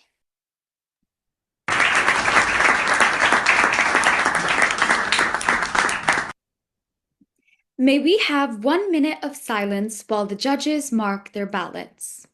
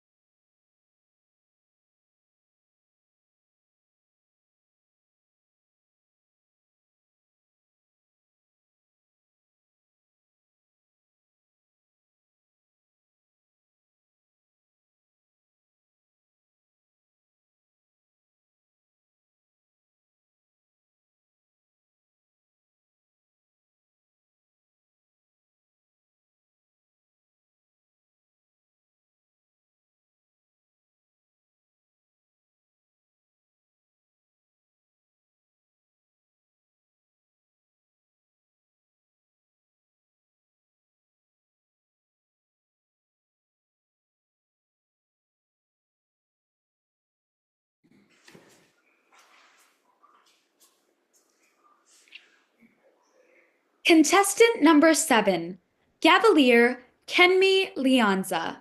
Please check your mic and audio. Please repeat. I am proud to be a part of Global Youth Championship 2025. I am proud to be a part Global Youth Championship 2025. Your audio and video are clear. Chief Judge, is the video and audio clear? Yes, please. Please pin the timer and confirm the visibility of timer 1. Yeah, I can see timer 1. Contestant number 7, Gavalier Kenmi Lianza. The topic is moving away. The topic is moving away. Gavalier Kenmi Lianza. Good afternoon, ladies and gentlemen, Cavaliers and guests, and anyone who's ever been a younger sibling to an older brother before. Today, I stand before you in the midst of a truly emotional moment. My older brother, the person who has spent his entire life tormenting, embarrassing, and actually cooking for me, is moving away to uni. And even though I'm glad he's starting this new chapter in his life, I'm also thinking of turning his room into a new home theater system. You know, put up a velvet robe, charge him admission when he comes visits, that sort of thing. But in all honesty, today I'm going to walk you through the pros and cons of an older sibling moving away. Because in every great life decision, there's always a good and a bad to the situation. And like the amazing sibling I am, I'm going to give you the whole truth. No sugarcoating here. So let's start off with pro number 1, peace and quiet.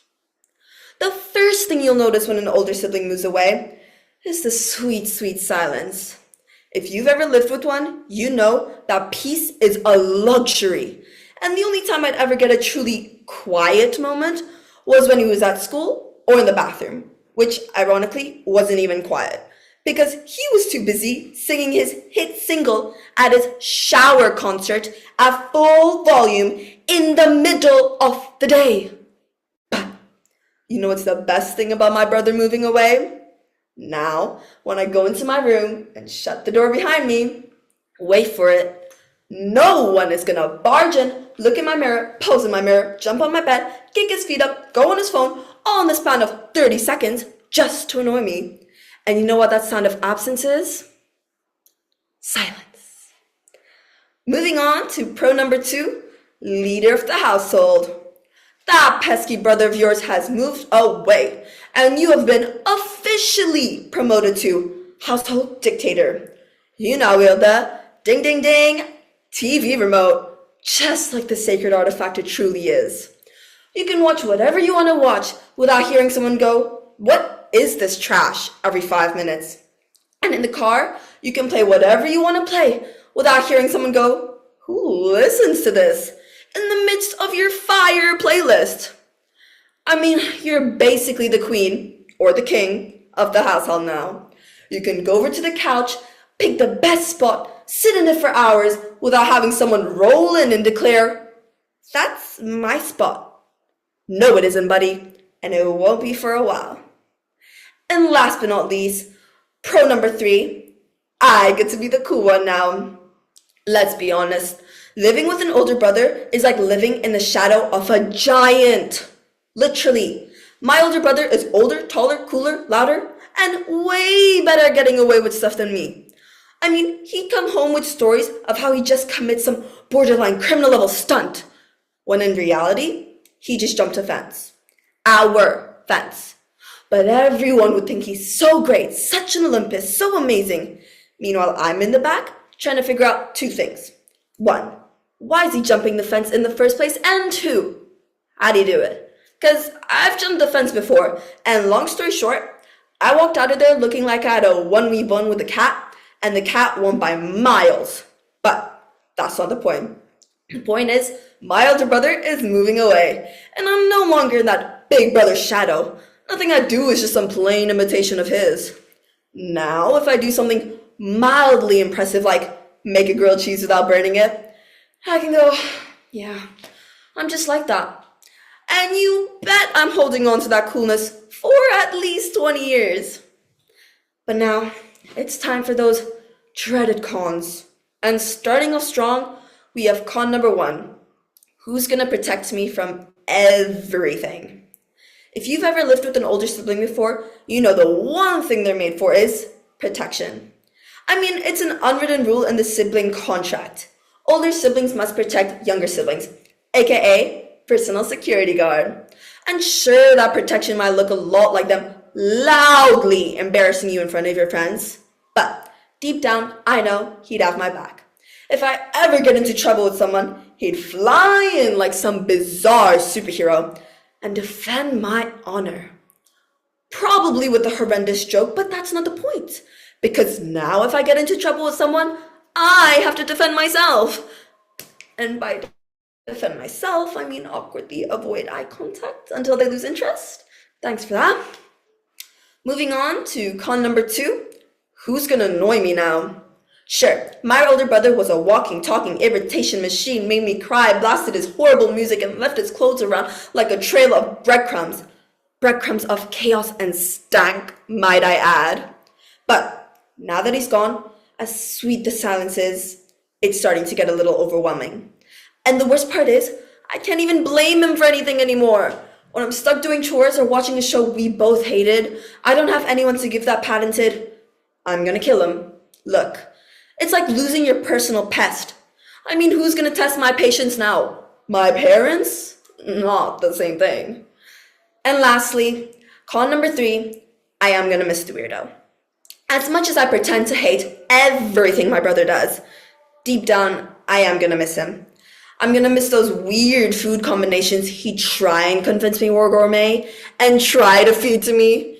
And I'm gonna miss those crazy conversations we've had about absolutely nothing. Like if a taco was a sandwich. It's not, by the way. And honestly, I'm just gonna miss that whole lot of randomness he poured into my life. So, in conclusion, I've come up with 2 hands. On the one hand, I'm getting a lot less stolen food, way more freedom, and I get to be the cool one now. But on the other hand, I'm losing my personal security guard, my life coach, and my built-in best friend. So here's to you, my big brother. Go off and live your dreams, but don't forget about me. And here's to you, those who patiently listened to me tonight, and go off and appreciate that big brother in your life. Thank you.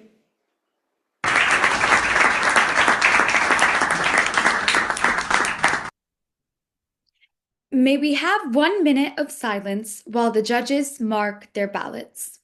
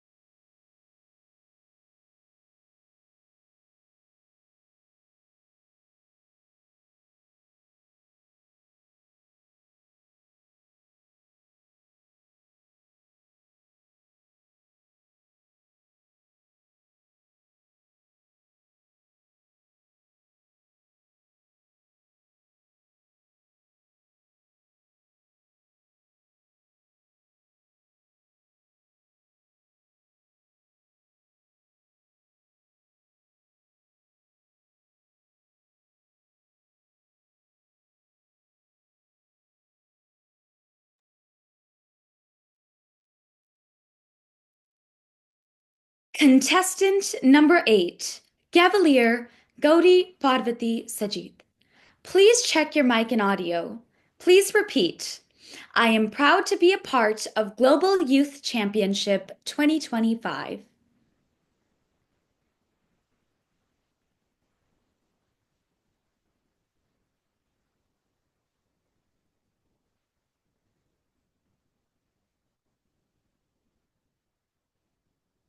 I am proud to be a part of Global Youth Championship 2025. Your audio and video are clear. Chief Judge, is the video and audio clear? Yes, please. Please pin the timer and confirm the visibility of timer 1. I have hope. Contestant number 8, Cavalier Gauri Parvati Sajid. The topic is, are you what you eat? The topic is, are you what you eat? Cavalier Gauri Parvati Sajid.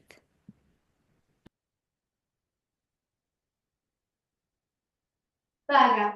Not just any burger. McDonald's. My personal favorite. Not just this.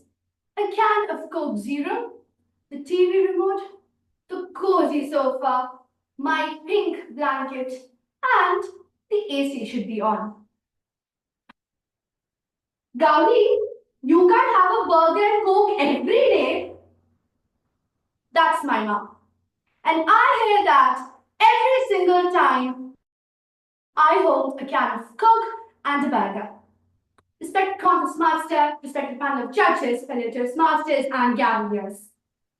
You are what you eat. Has anyone heard of this phrase? This is what I hear from my mum at least 7 days a week.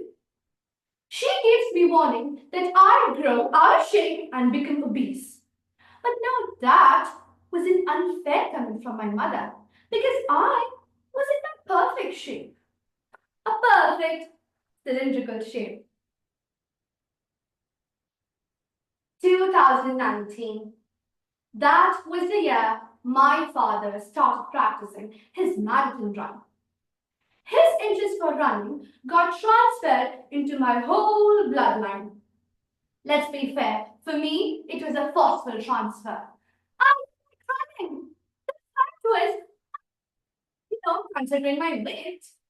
But did that stop loving Indian parents? Absolutely not. My father made sure that he ran with me at least 3 days a week. And he used to tell me, Muni, you are what you eat. Wait a minute. Have I heard this before? He continued. See, darling, here eating is just not food. It's the air, it's the water, it's the thought, it's anything that goes inside you. Think about it and you can. You definitely can. My father's words were a masterstroke in my thoughts. Year 2019 was a year of change. I did my first marathon, a 3-kilometer run when I was just 10 years old. 3 years ago, my PE coach asked me if I was interested in basketball, considering my height. Actually, I was, but I thought of stepping back, considering my weight.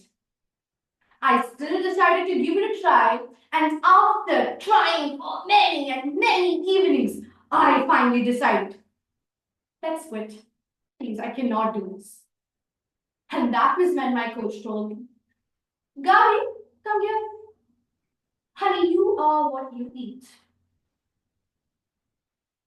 Have I heard this before? He continued. See, darling, think basketball, read basketball. Rest will be magic. I was never a player. Not even for the house matches that used to happen in my school every single year. But my sir's words elevated me up to be a part of my school's basketball team the very next year. making me win gold in an All-Oman basketball championship with my winning basket in the finals. 2024. That was the year my family relocated from Oman to India. No Americans, no basketballs. I was slowly transforming from that sports person back to the burger person. And that was when I joined judo just to stay exercise. Exactly 4 months after my training, my coach spoke to me. Darling Gauri, I've registered your name for the CBSE South India Judo competition. You're going. Seeing me overweight with zero confidence, he told me, see, sweetheart, think judo, breathe judo. I promise you, rest will be magic. With that as my boosters, I decided to throw my hat into the ring. With 5 kilos overweight, I decided to survive on the green salads 3 days prior to my competition and just on a 5-kilometer run without water on my final day of weighing. And yes, the rest was magic.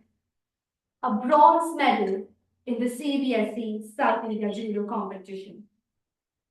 And this year, the magic sparks again. A silver medal in the CBSE Judo Championship. And the saga continues, making myself earn a gold in the Kerala State Judo Championship this year. From grabbing cans of sodas to burger bites, today I stand here grabbing any opportunity that crosses my path. Because Galileans, that's me, who shaped it better to be a winner. Today I stand here believing that any opportunity which crosses your path is an opportunity to be grabbed. May it be your first marathon, a motivated basketball, a just happened judo, or even my must-do studies. It crossed my path because I could do, because I could excel. Yes, don't be expensive, because there's nothing more expensive than losing an opportunity. So let me ask all of you, are you what you eat? Contest Master.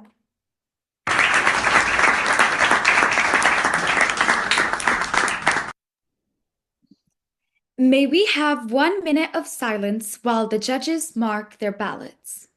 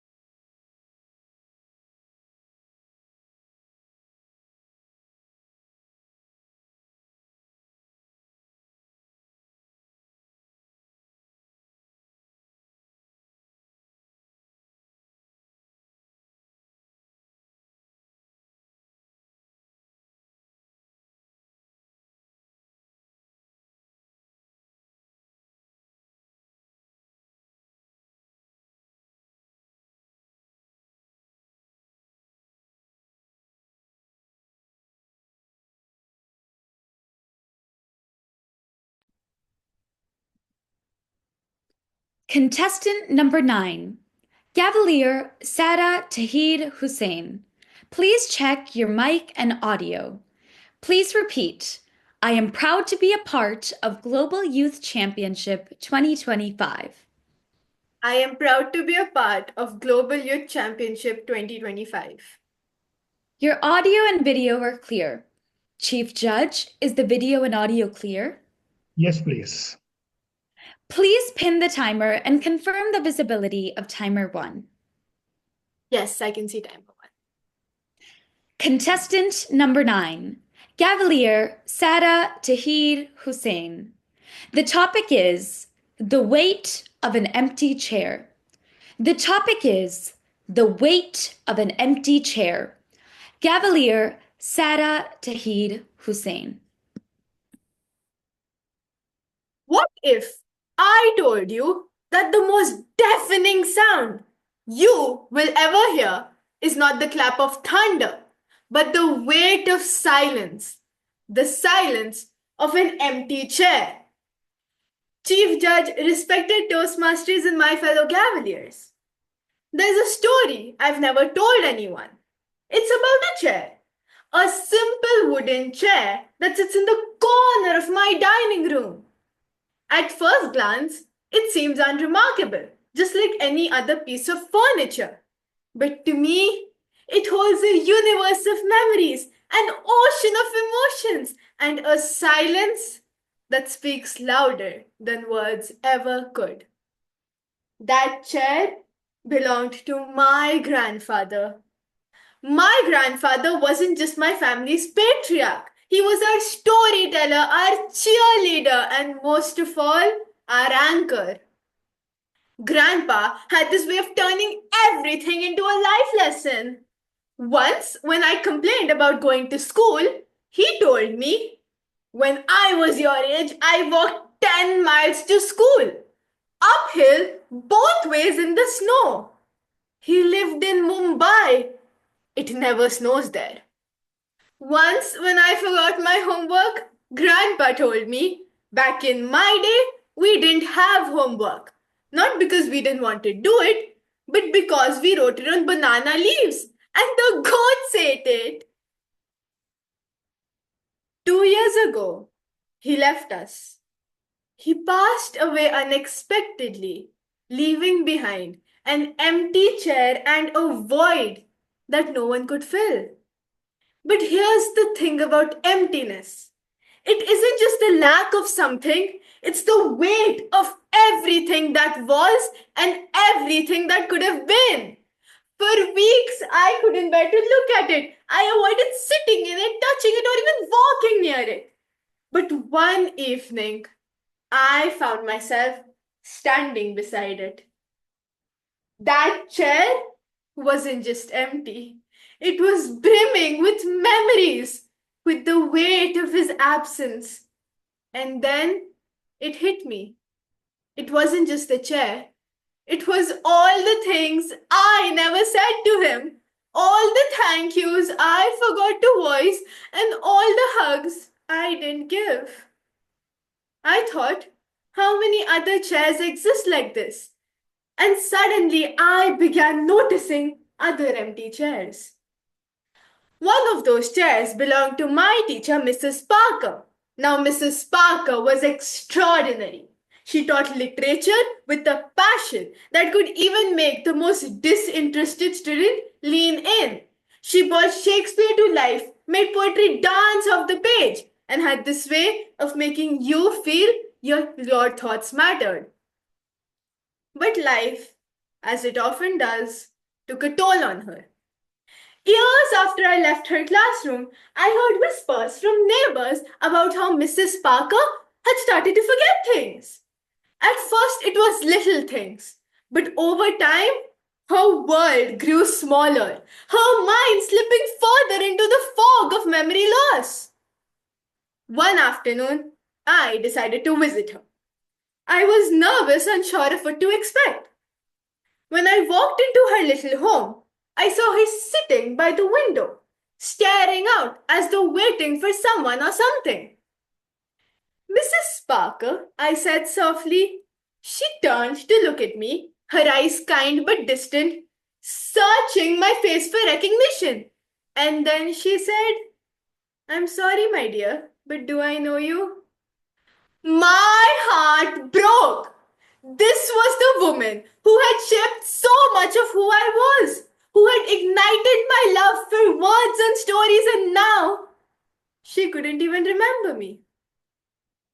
I sat down beside her, trying to keep my voice steady. "It's me," I said. "You taught me in school." She smiled faintly. I did.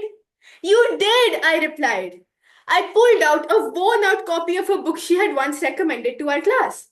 I opened it to a page she had marked years ago, and as I read the words aloud, something changed. Her eyes lit up, and just for a moment, as though a part of her had been found once again. I used to love that passage, she murmured. You still do, I said. For hours we sat together, piecing together fragments of her memories. I reminded her of how she had once told me, even if the world forgets you, your words will be remembered. And in that moment, she recognized me. As I left her home that day, I looked back at the chair she had been sitting in. It wasn't empty, not in the physical sense, but it was heavy, heavy with the weight of all that she had lost. After that visit, I couldn't stay away. I began visiting her once a week. Each time I carried books determined to return even a fraction of what she had given me. And slowly I saw the difference it made. Her smiles grew warmer, her laughters more frequent, and once when I walked in, she greeted me with a rare clarity. You're my student, she said. Yes, Mrs. Parker, always, I replied. Her moments of recognition didn't last long, but when they came, they felt like miracles, precious and rare. So tonight, I challenge you.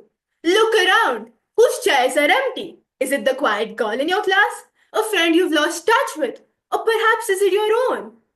Maybe someday you will find yourself sitting in an empty chair, and a kind soul will come your way, offering comfort and care. So as you walk out of here today, don't just notice the empty chairs. Fill them with compassion, with understanding, and with the willingness to reach out. These empty chairs are waiting for us to fill them. Let's not make them stay empty for too long. Over to the contest master.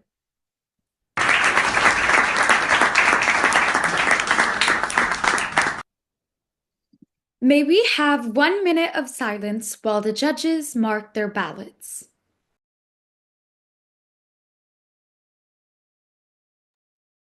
Contestant 10, can you switch on your video?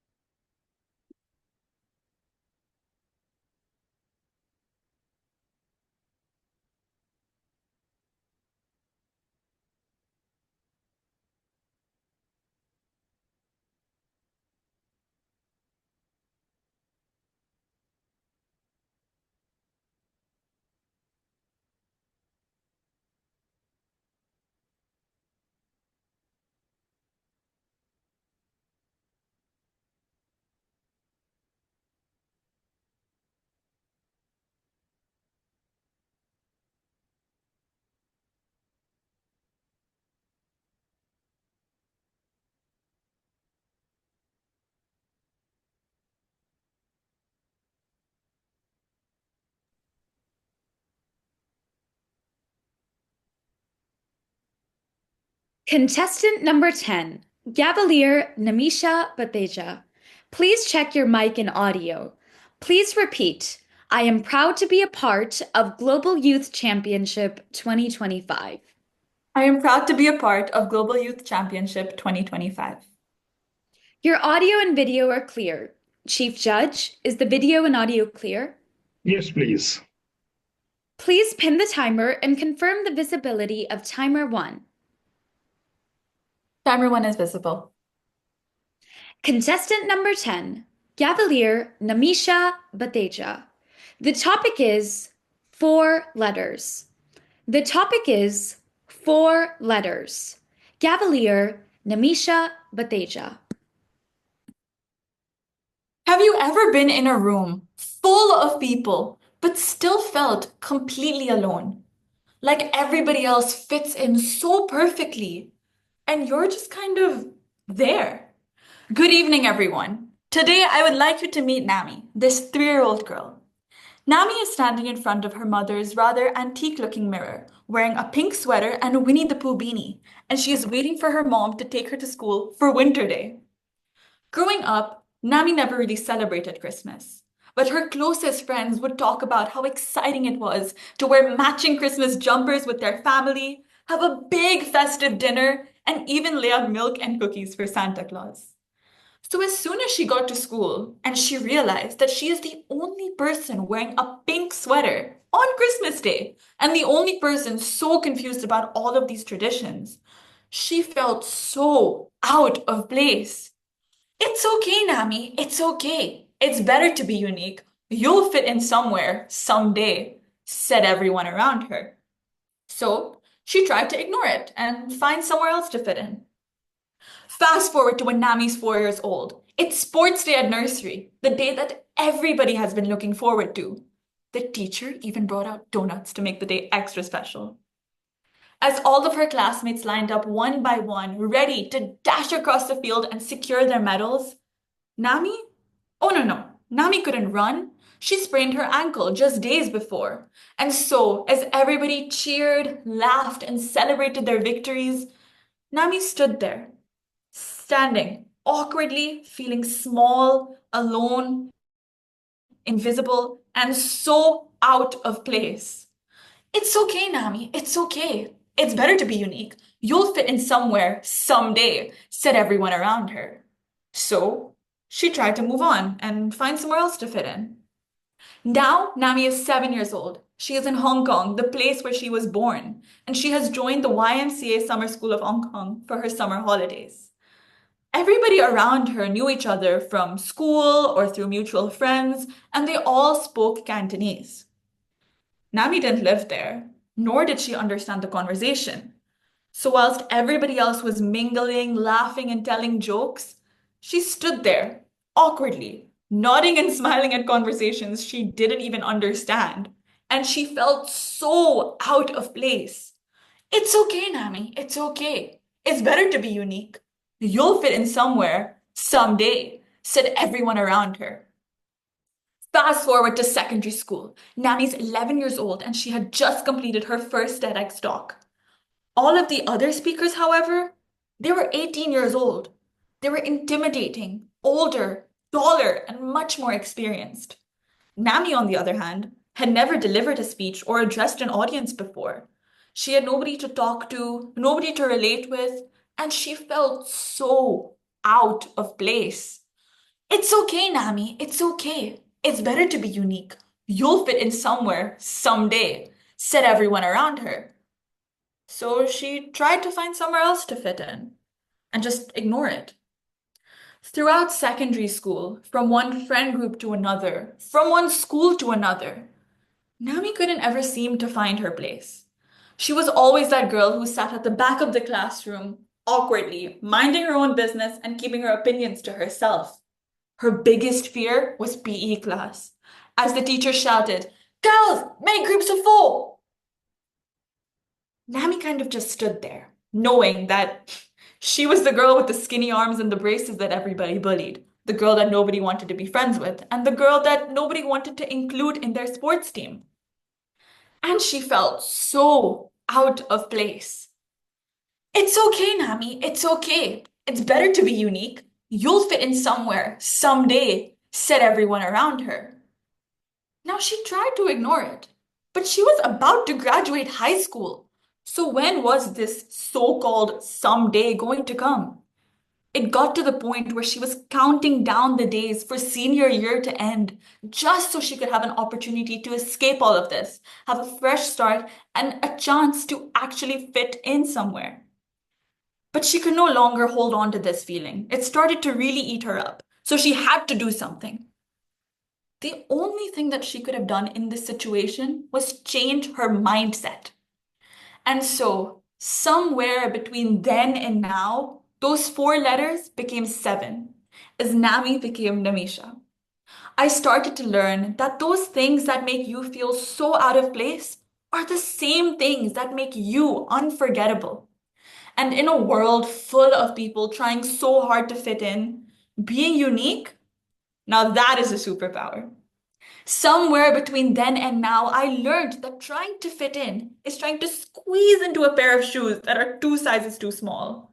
On the outside, classy, chic.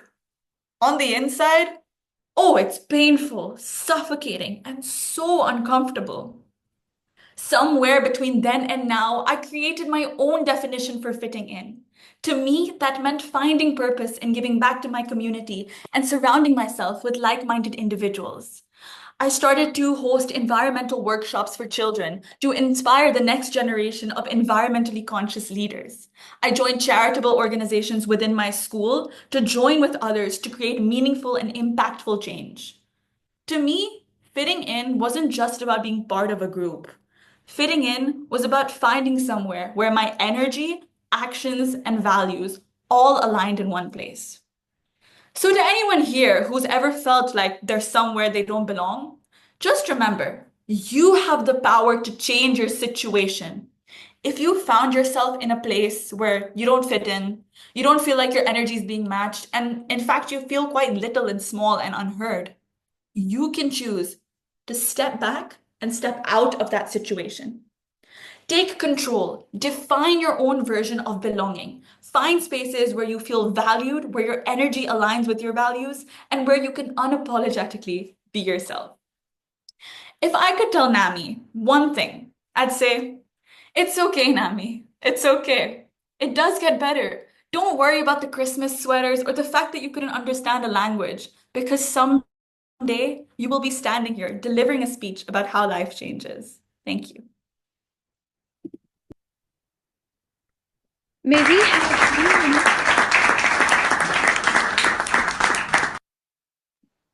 May we have 1 minute of silence while the judges mark their ballots.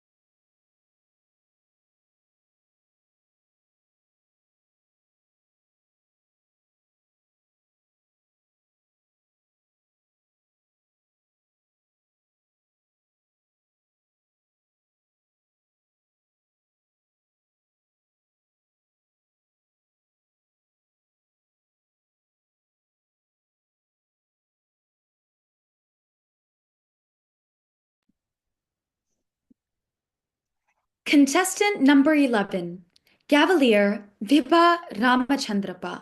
Please check your mic and audio. Please repeat, I am proud to be a part of Global Youth Championship 2025.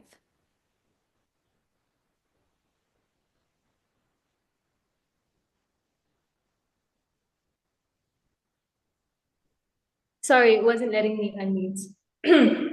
I am proud to be part of the Global Youth Championship 2025. Your audio and video are clear. Chief Judge, is the video and audio clear? Yes, please. Please pin the timer and confirm the visibility of timer 1.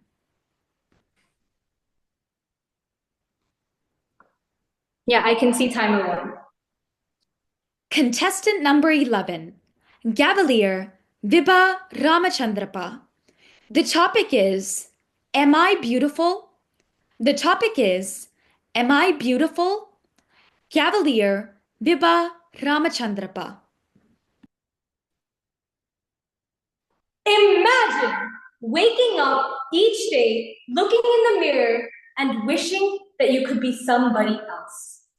Imagine the sting of a stranger's words haunting you, turning something as simple as your own reflection into a battleground. This was my reality. Good evening, respected contest chair, honorable judges, toastmasters, distinguished guests, and fellow Gavaliers. I walk into my class and it's a normal school day.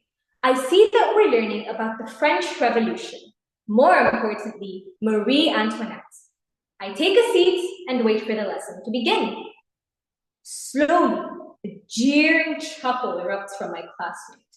He gives me a quick up and down glance, turns around with a disgusted look on his face, and tells his friend, Harry Antoinette. Harry Antoinette. What does this mean? Does it reference her extravagant wigs? Why was he calling me that? Well, these two piercing words were the daggers that he used to cut through my heart. It was a snide nickname he had for me due to the hair that I had on my body and face. As somebody who always struggled with accepting the way that I look, my body hair was one of my biggest weaknesses, a hole in my armor. And now, my worst insecurity was an old wound slashed open once again by a peer who then proceeded to rub salt in it. Who knows? Maybe if I had confronted him about it that day, he would have realized just how much power his words held. But then again, who am I kidding? He would probably just say, chill, dude, it was just a joke. Just a joke. A joke? Jokes don't make you feel as if you are worthless. Jokes don't send you down a pit. Jokes don't make tears fall down your face. Jokes don't make the one question, am I beautiful, keep going through your mind. I remember a time when the words nose, hair, feet, and wrist were all just mere body parts to me. But now, a flaw plants itself into each and every single one. For example, my nose, too big. My feet, too ugly. My hair has too much dandruff. And my wrist, too weak and too thin. The self-hate got so bad that at one point, the only thing that I could ask myself was, am I even good enough to look at? Have any of you ever felt this way before?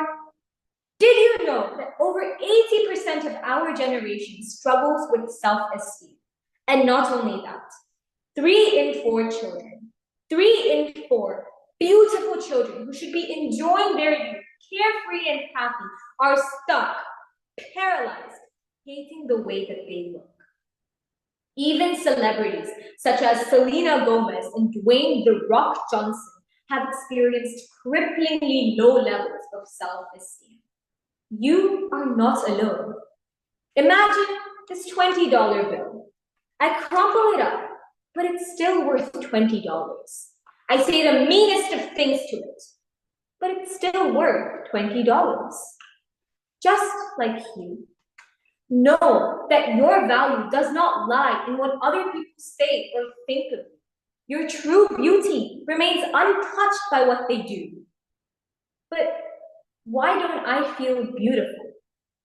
Throughout times, our ever-changing society has pressured each and every single individual to strive for the beauty standard of the era. If by chance you are not skinny enough, tall enough, plump enough, short enough, you would be cast aside like worthless garbage. But why should this psychology of being beautiful and looking good be drilled into us so much that at one point, all of our self-worth, self-respect, self-confidence is left dangling on a single 9-letter word?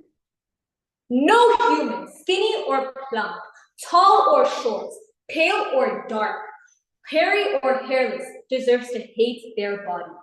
Their wonderful, unique, 1 in 8 billion body.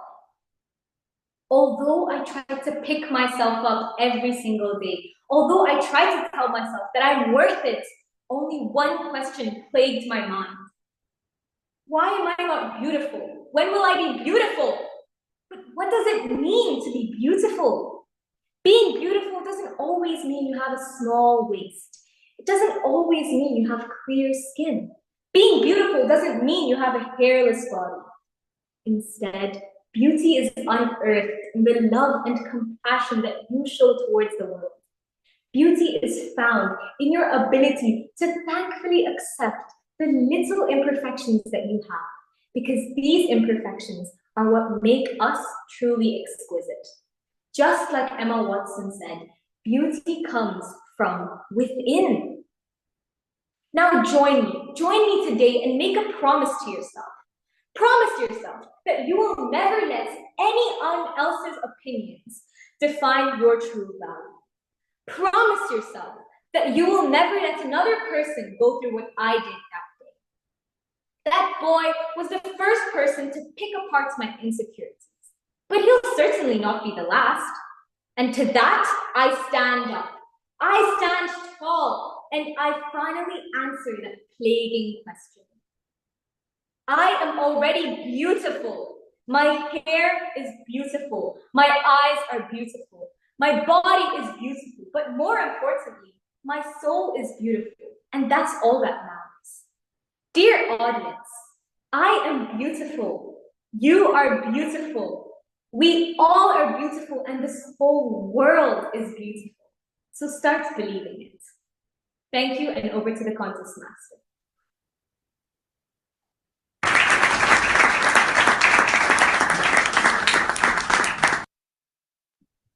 May we have 3 minutes of silence while the judges mark their ballots.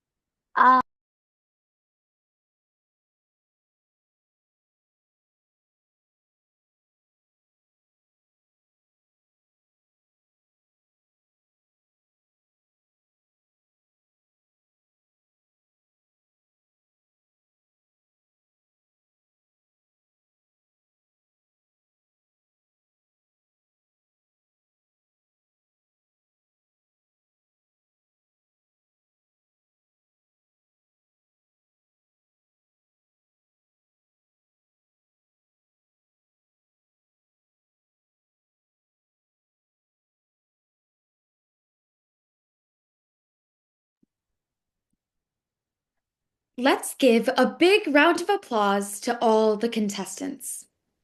Now let me distribute participation certificates and role player certificates with our MC, Afreen Maqsood.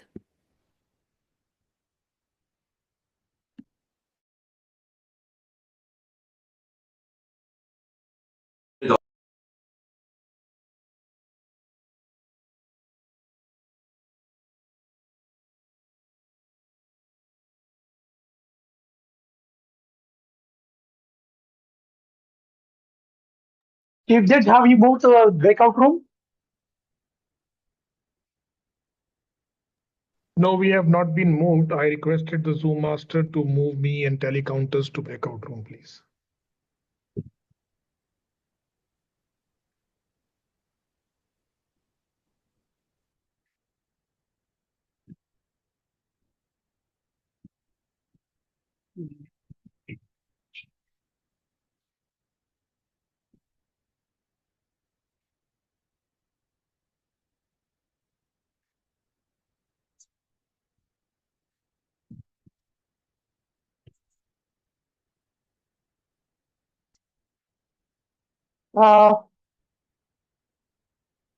Mani, are you moving the people to breakout room? Hello? Mani, are you there? Sir, already DTM Gurvinder and tally counter number 1 have joined room 1, but Now who is left? Samsira KP has not joined yet. She's not here? She's not there inside that breakout room. No, but No, she's what not about there. open? He has No, joined now. Just joined now. Yeah, just joined. Yeah. all have gone to breakout. We Okay, may all have continue. gone to breakout room. Okay. All the Okay. people have been moved to room 1, CJ and the tally counters. Yeah. I think Okay. DTM moved Tamzira. Yeah. Yeah. Okay. Go. Okay, you can distribute the certificates. Aparna, you can share the certificates and they will read the.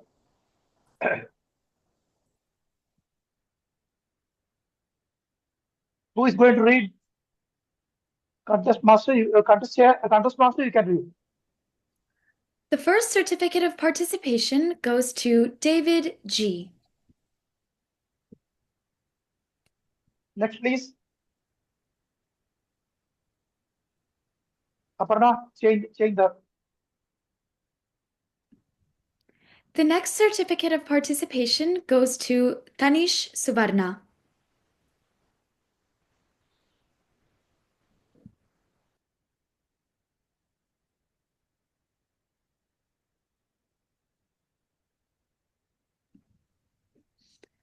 The next certificate of participation goes to Claire Zhao.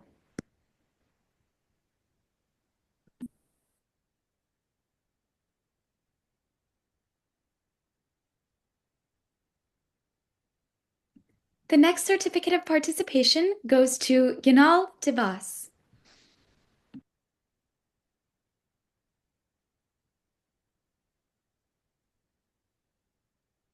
The next certificate of participation goes to Raksha Muthukumar.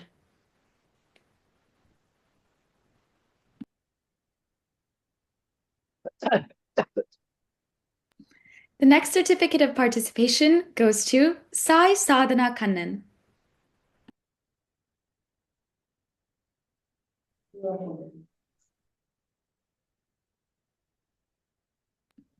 The next certificate of participation goes to Kenmi Lianza.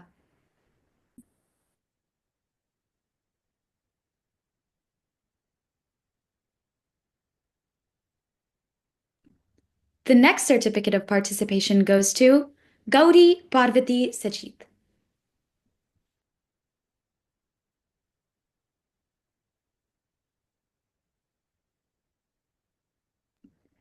The next certificate of participation goes to Sarah Tahir Hussain.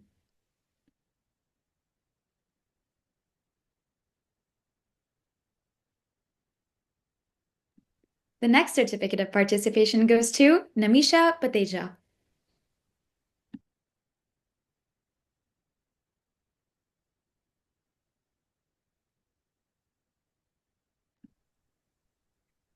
The final participation certificate goes to Vibha Ramachandrapa.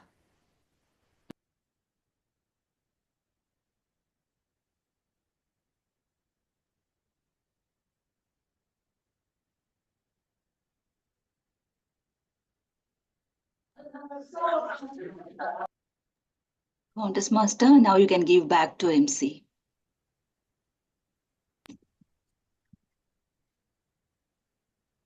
Before I give it back to our wonderful MC, I do have a couple of closing remarks. And speaking events like these are just so special because they remind us of something very important: the courage it takes to speak. It's not easy to stand before an audience and share your thoughts, your stories, or your perspectives. It requires confidence and belief in the message you're delivering and the impact it can make. The fact that we have so many talented Gavaliers here stepping up to this challenge makes all of them remarkable. Although we have come to the end of today's contest, the speeches we heard will continue to inspire and make an impact. I hope you all have enjoyed this event, and it was my absolute honor and privilege to be part of this global contest. Now I'm handing it over to our MC, Afreen Maqsood. Thank you, Gavalier Anjana Arvind, for conducting the contest in such a vibrant manner. Let us give a big round of applause to our Gavalier Anjana Arvind.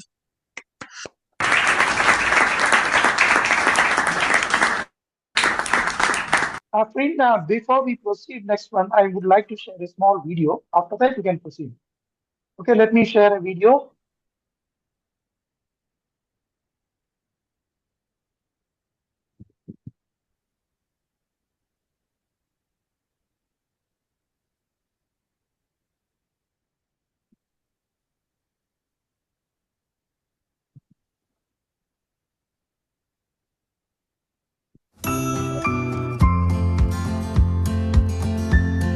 Hope everyone can hear the sound, right?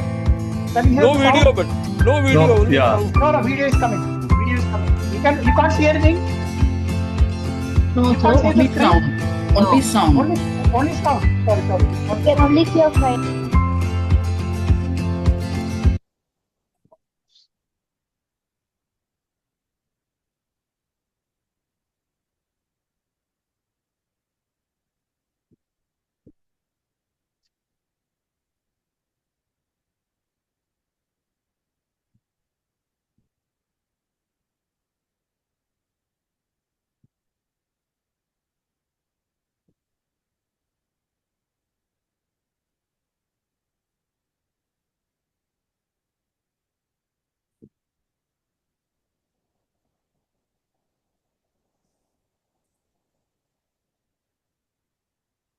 Can you see my screen now?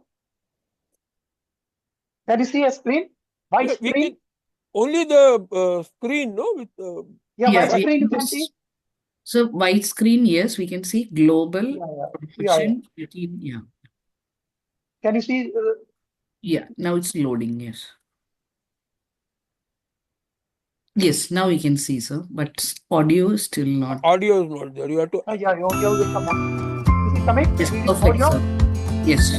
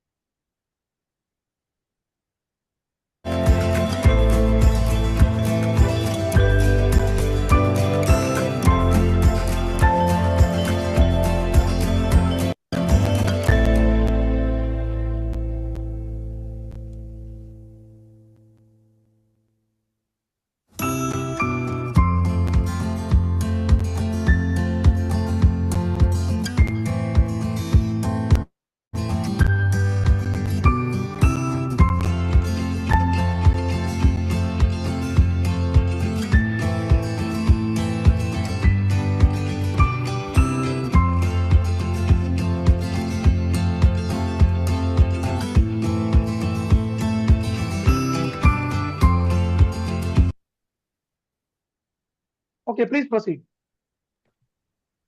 Thank you, sir. Now, let us honor some more dignitaries and hear from them.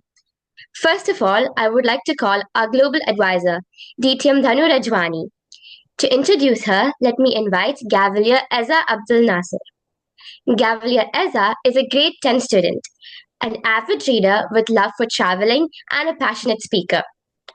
As president of the Peace Junior Gavel Club, she has gained international recognition, securing second place in the International Speech Contest and excelling as contest master, timer, and contest chair in prestigious events. Her speaking skills have earned her the Best Defender Award in debate and accolades at various competitions. She also serves as a guest lecturer, inspiring and teaching public speaking to ignite new speakers. Please help me welcome Gavalier Eza to introduce our global advisor with a big round of applause.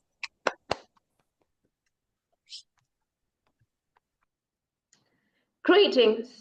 I have the greatest pleasure of introducing our global advisor and outstanding distinguished Toastmaster, Dhanu Rajwani from Mauritius, who stand out as a remarkable leader, constantly advancing to new heights of success through her innovative ideas, devoted to her Gavel clubs and global youth Gavel clubs. DTM Dhanu Rajwani focus is on effective communication, and her mission is nothing short of unstoppable. At the age of 76, she remains a formidable force to be reckoned with. Let us welcome her with a big round of applause. Over to you.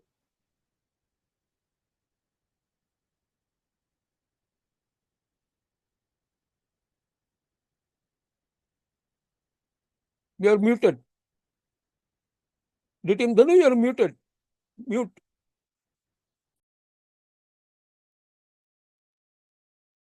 See, this is what happens when you're not so tech savvy. I'm still learning. I'm getting there, but it takes time. Thank you so much, Gavalier Eza, for this awesome introduction. And yes, Gavel clubs are my passion and my vision for all the children. I just hope all children have the ability and the capacity to get into a Gavel club and the vision to get into a Gavel club and learn from there. Because there's so much of learning in a Gavel club that is found nowhere else, just in Gavel clubs. Wherever you are, whichever corner of the world you are, join a Gavel club and watch yourself blossom over there as you join the Gavel club. Under the guidance of your counselors, you will grow. You're a formidable person and a force to reckon with also. Today's contest has been absolutely, I would say, mind-blowing. I couldn't stop listening to each of the speakers over here. And when each speaker finished speaking, I'd feel so sad. Oh, she's finished speaking already. I was wishing it was carrying on and on and on. But contest is like that. It has to finish. But each speaker was awesome in their own ways. And each speaker took a title, a topic to talk about that is not only current, heart-touching, soul-touching, and life-touching. Congratulations, all you speakers out there. Congratulations to all the counselors who have put in so much time and effort with all these children. There's only going to be one of the best and one second best and one second runner-up. But never think that you are not the best. Each one of you is the best. It could be just a difference of a mark or two here or there, which is, I would say, don't take into consideration because you are all the best. There's nothing less in any of the speakers today. You all did extremely well, and I'm so proud of all of you. I'm so proud of our global youth Gavel clubs growing so much under the capable guidance of DTM Sri Kumar Pai, DTM Mani, and so many like-minded chairmen that we have handling this. Because it's all technology, and where technology is concerned, I'm still on a scale of 1 to 10, on 3 as yet. I've still got to grow. But congratulations to all of them for carrying it forward so beautifully and maintaining it so beautifully. Congratulations to all you speakers and counselors who have worked so hard for all your speeches and everything. I know there's a lot of effort and practice gone into those speeches. And I would say again, congratulations to the judges as well for taking out time to be here and being so, I don't know whether they'd be able to know who is the best, because all were the best. According to me, all were the best. I kept thinking, is she going to get? No, she's good. She's good. And I was just wondering who's going to get it, because everybody seems to be so good. So all the best to the judges also for choosing who is the best. Anyway, over to you, Gavalier Asa, and all the best to each and every one of you Gavaliers here. Congratulations and a huge round of applause to each and every one of you. Over to Before you. we proceed, can we have a group photo, please? I would like our chief judge is back. Okay, once the chief judge is back, we'll have a group photo. Now, please proceed. Proceed. Thank you, Global Advisor DTM Dhanu Rajvani, for your inspiring words. Now, I would like to invite our Global Vice Chairman, DTM NC Money, to make a few announcements. Distinguished Toastmaster Mani NC is a chartered accountant by profession and a Toastmaster by passion since 2009. He's worked throughout outside India in Far East and Middle East countries. He settled in Bangalore since 2019, started Creative Gavel Club in Dammam, Saudi Arabia, and after returning to India, started Blossom Gavel Club in Bangalore. Presently doing consultancy work in Bangalore, he is also the Global Group J Chairman, Gavel Club Ambassador for India, and Global Vice Chairman. Please welcome him with a big round of applause.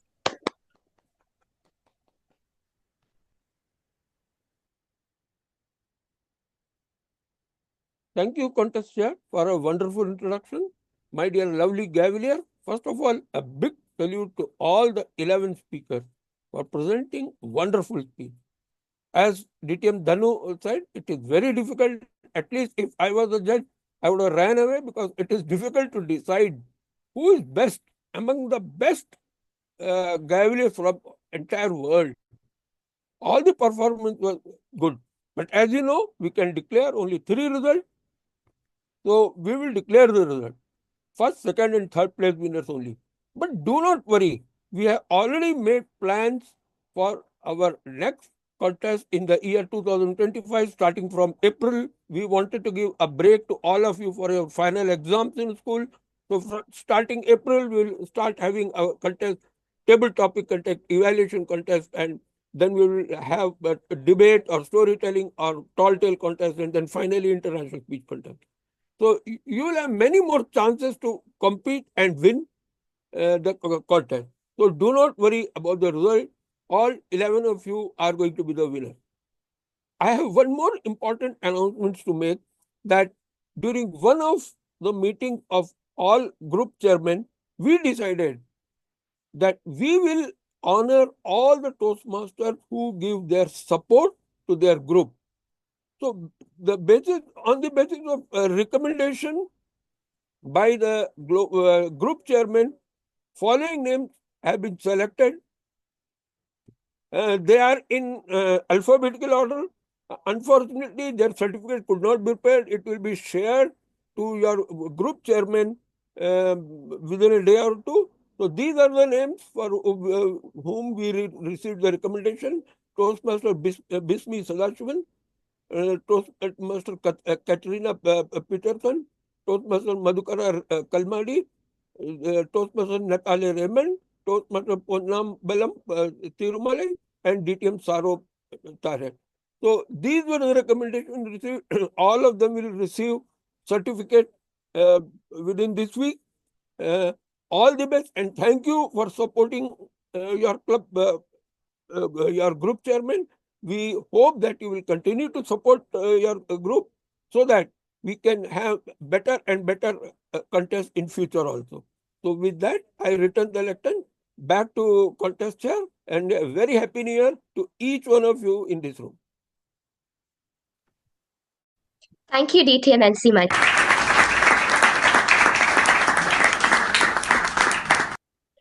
Finally, I call upon Gavalier Sophia Nee to present the vote of thanks. Sophia is currently a sophomore in high school and the vice president of the KT Ricebreakers Gavel Club. Some of her hobbies include participating in club activities and reading. Please help me welcome Gavalier Sophia Nee. The virtual stage is yours. Thank you, Master of Ceremonies. Respected Chief Judge, panel of judges, Toastmasters, parents, and lovely Gavaliers. What a wonderful event we had today. All of us will cherish memories of this event for a long time. We saw 12 shining stars from around the world performing in the contest. Thank you to all of you. All of them have worked very hard for the last several days, and all of them deserve a big round of applause. Our sincere thanks to Chief Judge and keynote speaker, past international president, distinguished Toastmaster Mohammed Murad, for your presence and enriching us with your wisdom. A big thank you to the Chief Judge, DTM Gurbinder Pun, and his team of judges, who sacrificed their time on a Saturday afternoon for making this event a successful one. Without your support, it would not have been possible to hold such a wonderful event today. Thank you, each one of you. We would like to thank Sergeant at Arms, Contest Master, MC, timers and tally counters, photographer and Zoom Master for taking up roles and doing justice to their roles. Well done, each one of you. We would like to thank all present here today in the online meeting to encourage our participants. Thank you, Toastmasters, parents, guests, and all Gavaliers present today. We would like to thank our 12 group chairpersons, vice chairpersons, and Gavel Club counselors for their unflinching support. Our special thanks to Group A Chairman TM Aparna for preparing presentations, Group J Chairman DTM Mani for coordinating with contestants and serving as Zoom Master, Group I Chairperson for coordinating judges, Chairperson DTM Manju Manohar for supporting as Zoom Master, and Vice Chairperson TM Bhagat for coordinating role players. A big thank you to our leaders, Global Chairperson DTM Srikumar Pai and Global Advisor DTM Danu Rajwani, and Global Vice Chairman DTM NC Mani for giving us this opportunity. Thank you, sirs, for working tirelessly for the event today. Last but not least, our special appreciation to DTM Rizvi Rashid for serving as contest chair and supporting the event. Thank you everyone once again. With this, I return the lectern back to the Master of Ceremonies.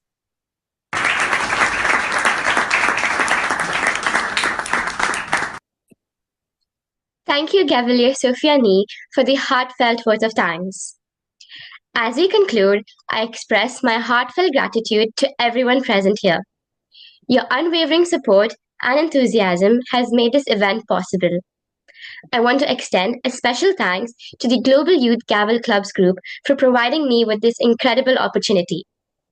This event has been an enriching experience, from hearing powerful stories from our contestants, keynote speakers, and all the leaders. I am truly honored to have been part of such an inspiring day. Thank you all for making this day and event unforgettable. I now hand over to the contest chair, DTM Rizvi Rashid. Thank you. Thank you very much, Afri. Thank you very much, our Master of Ceremony, Afrin Maksud. You did a great job. Thank you very much for being here and making this event successful. Now we know that everyone is eagerly waiting for something. We will take a group photo. All right. DTM Okay. Everyone, please switch on your camera. Everyone, we were waiting for the Gurbinder Singh, Chief Judge, to come back. Everyone, please switch on your camera. We'd like to take a group photo.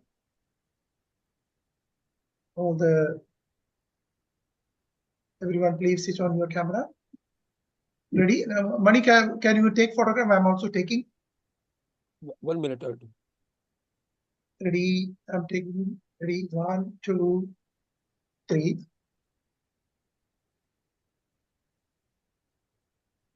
I have some problem with Mani. Can somebody take the photograph? Yeah, I'm taking. You have taken? Yeah, I have taken. Okay, well, there are 2 pages. You take the both pages. Yeah, 1 minute. First page is over. Let me go to the second. First, save it. Okay, now I'm coming back for the. Oh, I'm extremely happy. Our Mark Brown, world champion Mark Brown is there. He is always there to support us. Mark Brown, nice to see you. Very nice. Mr. Mark Brown, can you tell us some words? Give us some words.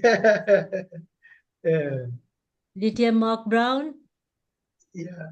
Give us some words of encouragement for our children. Greetings, young people, fellow Toastmasters around the world. I'm going to do a poor job, but I'm going to try anyway. To the young people who are here, I want to congratulate you all for being a part of the Gavel Club, and to our contestants, a special thank you for leaving messages they can all really appreciate. I tried to keep track of everyone's message, and I so appreciate that as young people, you are framing messages not only valuable to yourselves, but to your peers and to us, the older and hopefully wiser adults who come before you. We support you, we encourage you, and we thank you. Personally, I invite you to make sure to turn every obstacle into an opportunity. Keep asking questions. Heads or tails, you choose your side and you can change your story. And even if you have failed, you don't stop. You keep going. Because you know what? The goals you set for yourselves are not beyond your reach. I believe you all have influence and can become great leaders, even when you get older and start moving away. Okay? And be careful when you go away not to get tempted to have too many Cokes and burgers, because you could be just what you eat. And as time goes by, don't forget those who are close by, who love you, because you know what? If we ignore them, we might just feel the weight of an empty chair. You may ask yourself, am I beautiful? Yes, you are. And to those of us here who support you, who are behind you, who are encouraging you, you are special, you're amazing, you're fantastic, and I count myself honored to have spent some time today, invested some time today, hearing from you. I wish you every success. I wish you massive blessings. And I pray that you, your loved ones, will make 2025 your best year ever. Congratulations to all of you. Thank you. Thank you, Aditya Mark Brown, for your wonderful, inspiring words, and keep on visiting our program. Nice to see that you always have come and give some motivational words to all this gathering. Thank you very much. I think, Rizvi, you can proceed. Can I just say something to Mr. Mark Brown? Mr. Mark Brown, I really appreciate the way you took each one's speech and linked it all together to make your own talk. Awesome. Well done. Rizvi, you can continue following. Aparna, certificate ready? As I told you that I don't want to take much time, we are eagerly waiting to listen the result. Yes. Now please put your hands together to welcome Gurbinder Pun. Just a Before minute. I say I'm lucky that I had the chance to work as a division director when he was the district director. Yeah, over to you, sir. Toastmaster Aparna, certificate ready? Toastmaster Aparna. Yes, sir. Yes, sir. Okay, Gurbinder, you can proceed. Give our comments and any disqualification. Whatever you want to speak, you can speak before announcing the result. And you can announce the results. Thank you very much, DTM Sheikh Kumar Pai. Rizvi Saab, thank you very much. Mark, such a pleasure to see you here. This was a fabulous contest. I pity the judges because the contestants really gave them a tough time. And there were a lot of very close contestants, but may the best one win. I'm happy to announce that there were no time disqualifications or any kind of protests. The results have been shared with the contest chair. Shri Kumar Pai, would you like Yes. Certificates, everything ready. You can read the winners and she will share the screen. Yeah. Okay. Chief Judge can announce winner. All right. So let's begin the announcement of the winners. I will go by the third position, second position, and the first position. So the third position or the second runners up for the contest 2025 is Gavalier Vibha Ramachandranappa. Just a minute, please. You will. Let me add in the spotlight. Please, spotlight, add spotlight. Yeah, she's added. Congratulations. Congratulations, Vibha. Thank you so much. Our second place winner or the first runner-up for the 2025 contest is Gavalier Sara Tahir Hussain.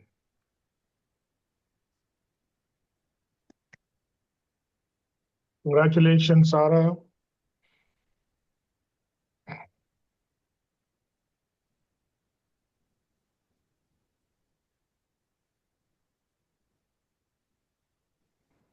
And the winner, the champion of the 2025 Global Youth Public Speaking Championship 2025, drum rolls,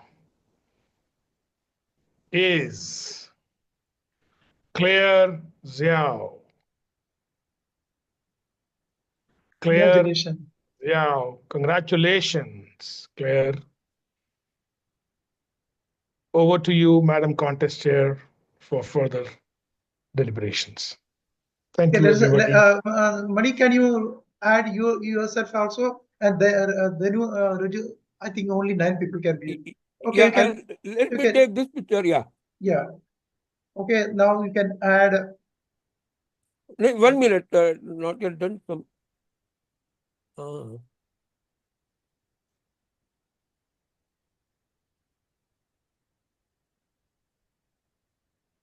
Yeah, you can add Danu Rajwani.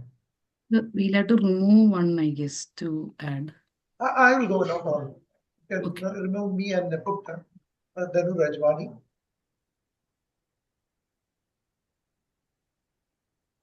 Fine. Please take a photograph. Yeah, Gurvinder, switch on your camera for a few minutes. I think for them. Yeah, very good. Yeah. I think Mark Brown is like an also, unexpected bonus in the picture. Okay, please, Mani, you take the photograph. I have some. Yeah, I'm taking 1 minute. Yeah, this picture is taken. Very good.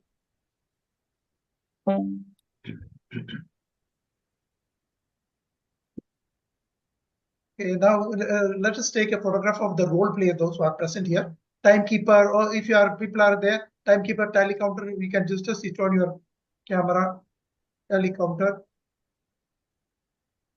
Or who are available here?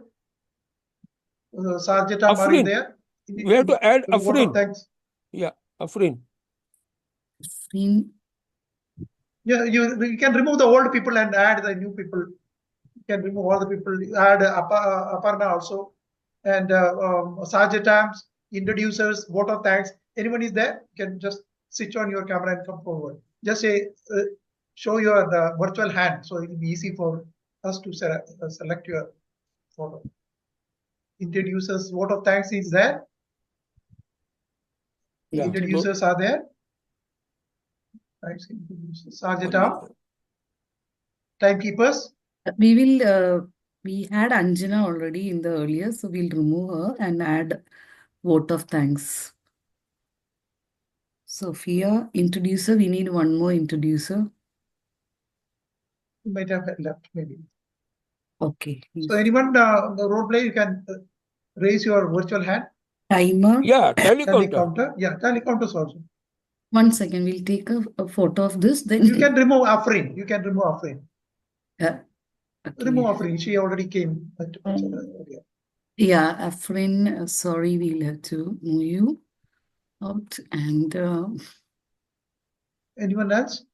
Tally counter. Tamsira, are you there? Timer 2. What about timer? Tarun, are you there? No, timer Tarun. Tarun is there. Tarun is tally counter 1. We will put in the next frame. So. Okay, please take this photograph. Yeah. I put it in the chat, sir. Taken the photos and put in the chat. Okay, please take the photo and remove you from here, and you can add other people. Yeah. Aparna ma'am done.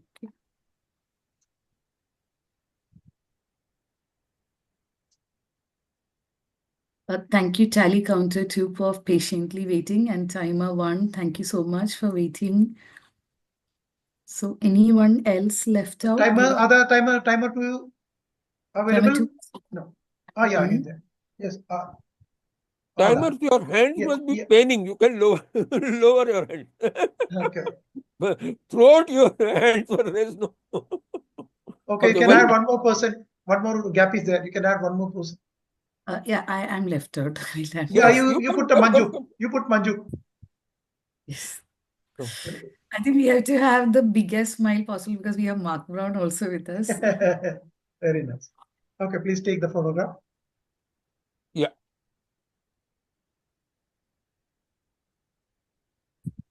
I think Rizvi, you can close the session, and it's already 8:48. Yeah, just close the session. Okay.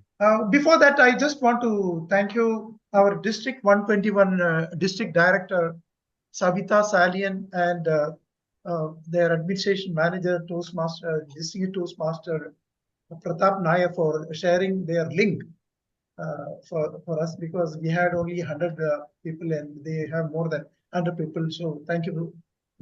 On behalf of our global group, we would like to thank both of them for giving us this opportunity, sharing their links. And also, I would like to thank my special thanks to DTM Mani, DTM Danu Rajwani, and Gurbinder Un. And I should really appreciate Gurbinder. I was contacting him several times, and this time he agreed, and he joined our group. I'm extremely happy, Gurbinder Singh. Okay, so thank you very much, and all the people who supported today for the wonderful program today. Thank you very much. The trophies will be distributed to the winners, and certificate will be shared all the winners and other participants shortly. Thank you. Over to you. This is Toastmaster Rizvi Rashid. Madan Chauhan, you are very late today. What happened? Huh? No, he was there since beginning. There, I did see. Oh my God, you could have added him also. Sorry. Now you take one more photograph. I want to say 2 minutes. Anything? Our senior most counselor, senior most official. I've been there from the very beginning. Oh, sorry, I couldn't see. Yeah. Sorry. Okay. Before even you started it. Okay, very good. He was there. Okay, very nice. Okay, I think if you want to say anything, 1 minute, you want to say anything, Madan Chauhan, our senior most counselor, senior most official. I really enjoyed today's function here, and as mentioned, all the speakers were fantastic. And I love to say thanks and congratulations your team who done this function so eloquently and without a flaw. And all the Gavaliers, like contest chair, contest master, and they did a wonderful job. And thanks to our speaker, keynote speaker. I have forgotten to tell you one thing. My special thanks to Toastmaster Aparna, who was from 2 days. She was behind preparing our presentation. You should really appreciate her. I told her I will do it. I will help her. She said, "No, I will do everything." Behind the scene. Really appreciate behind her. the screen, she I'm was sorry working. because she's supposed to start the sharing in the beginning, but we were all busy. We immediately started, and I was supposed to share that video in the beginning. And I was also, my computer got stuck and other things, so I have to open another computer. So I was also in confusion and everything. So I could not give that presentation at the beginning. Anyway, everything went very well. Thank you, everyone. Okay. Thank you, everyone. Okay. Rizvi, you can close this. Yeah. Wow. What a Good night, great everyone. session. There were great All learning. the best to everyone. Yeah, officially I close it. Yeah. So there's a great learning, and there are a lot of takeaway messages from our past International Toastmaster President, from DTM Murad, and from all the contestants. There were a lot of takeaway messages. That was nicely narrated by our world champion, Mr. Mark Brown. Thank you very much, sir, for being here too.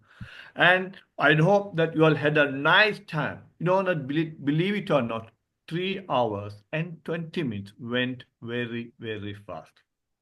Having said that, we officially close the Global Youth Public Speaking Championship 2025. We'll meet again during this time with different number of contests. And congratulations for all the champion speakers and all the contestants. Thank you very much, everyone. Thank you, everyone. We'll New close the Year session to now. all. Okay, bye. The recording has been stopped. Yeah, I will just stop. Yeah. Yeah,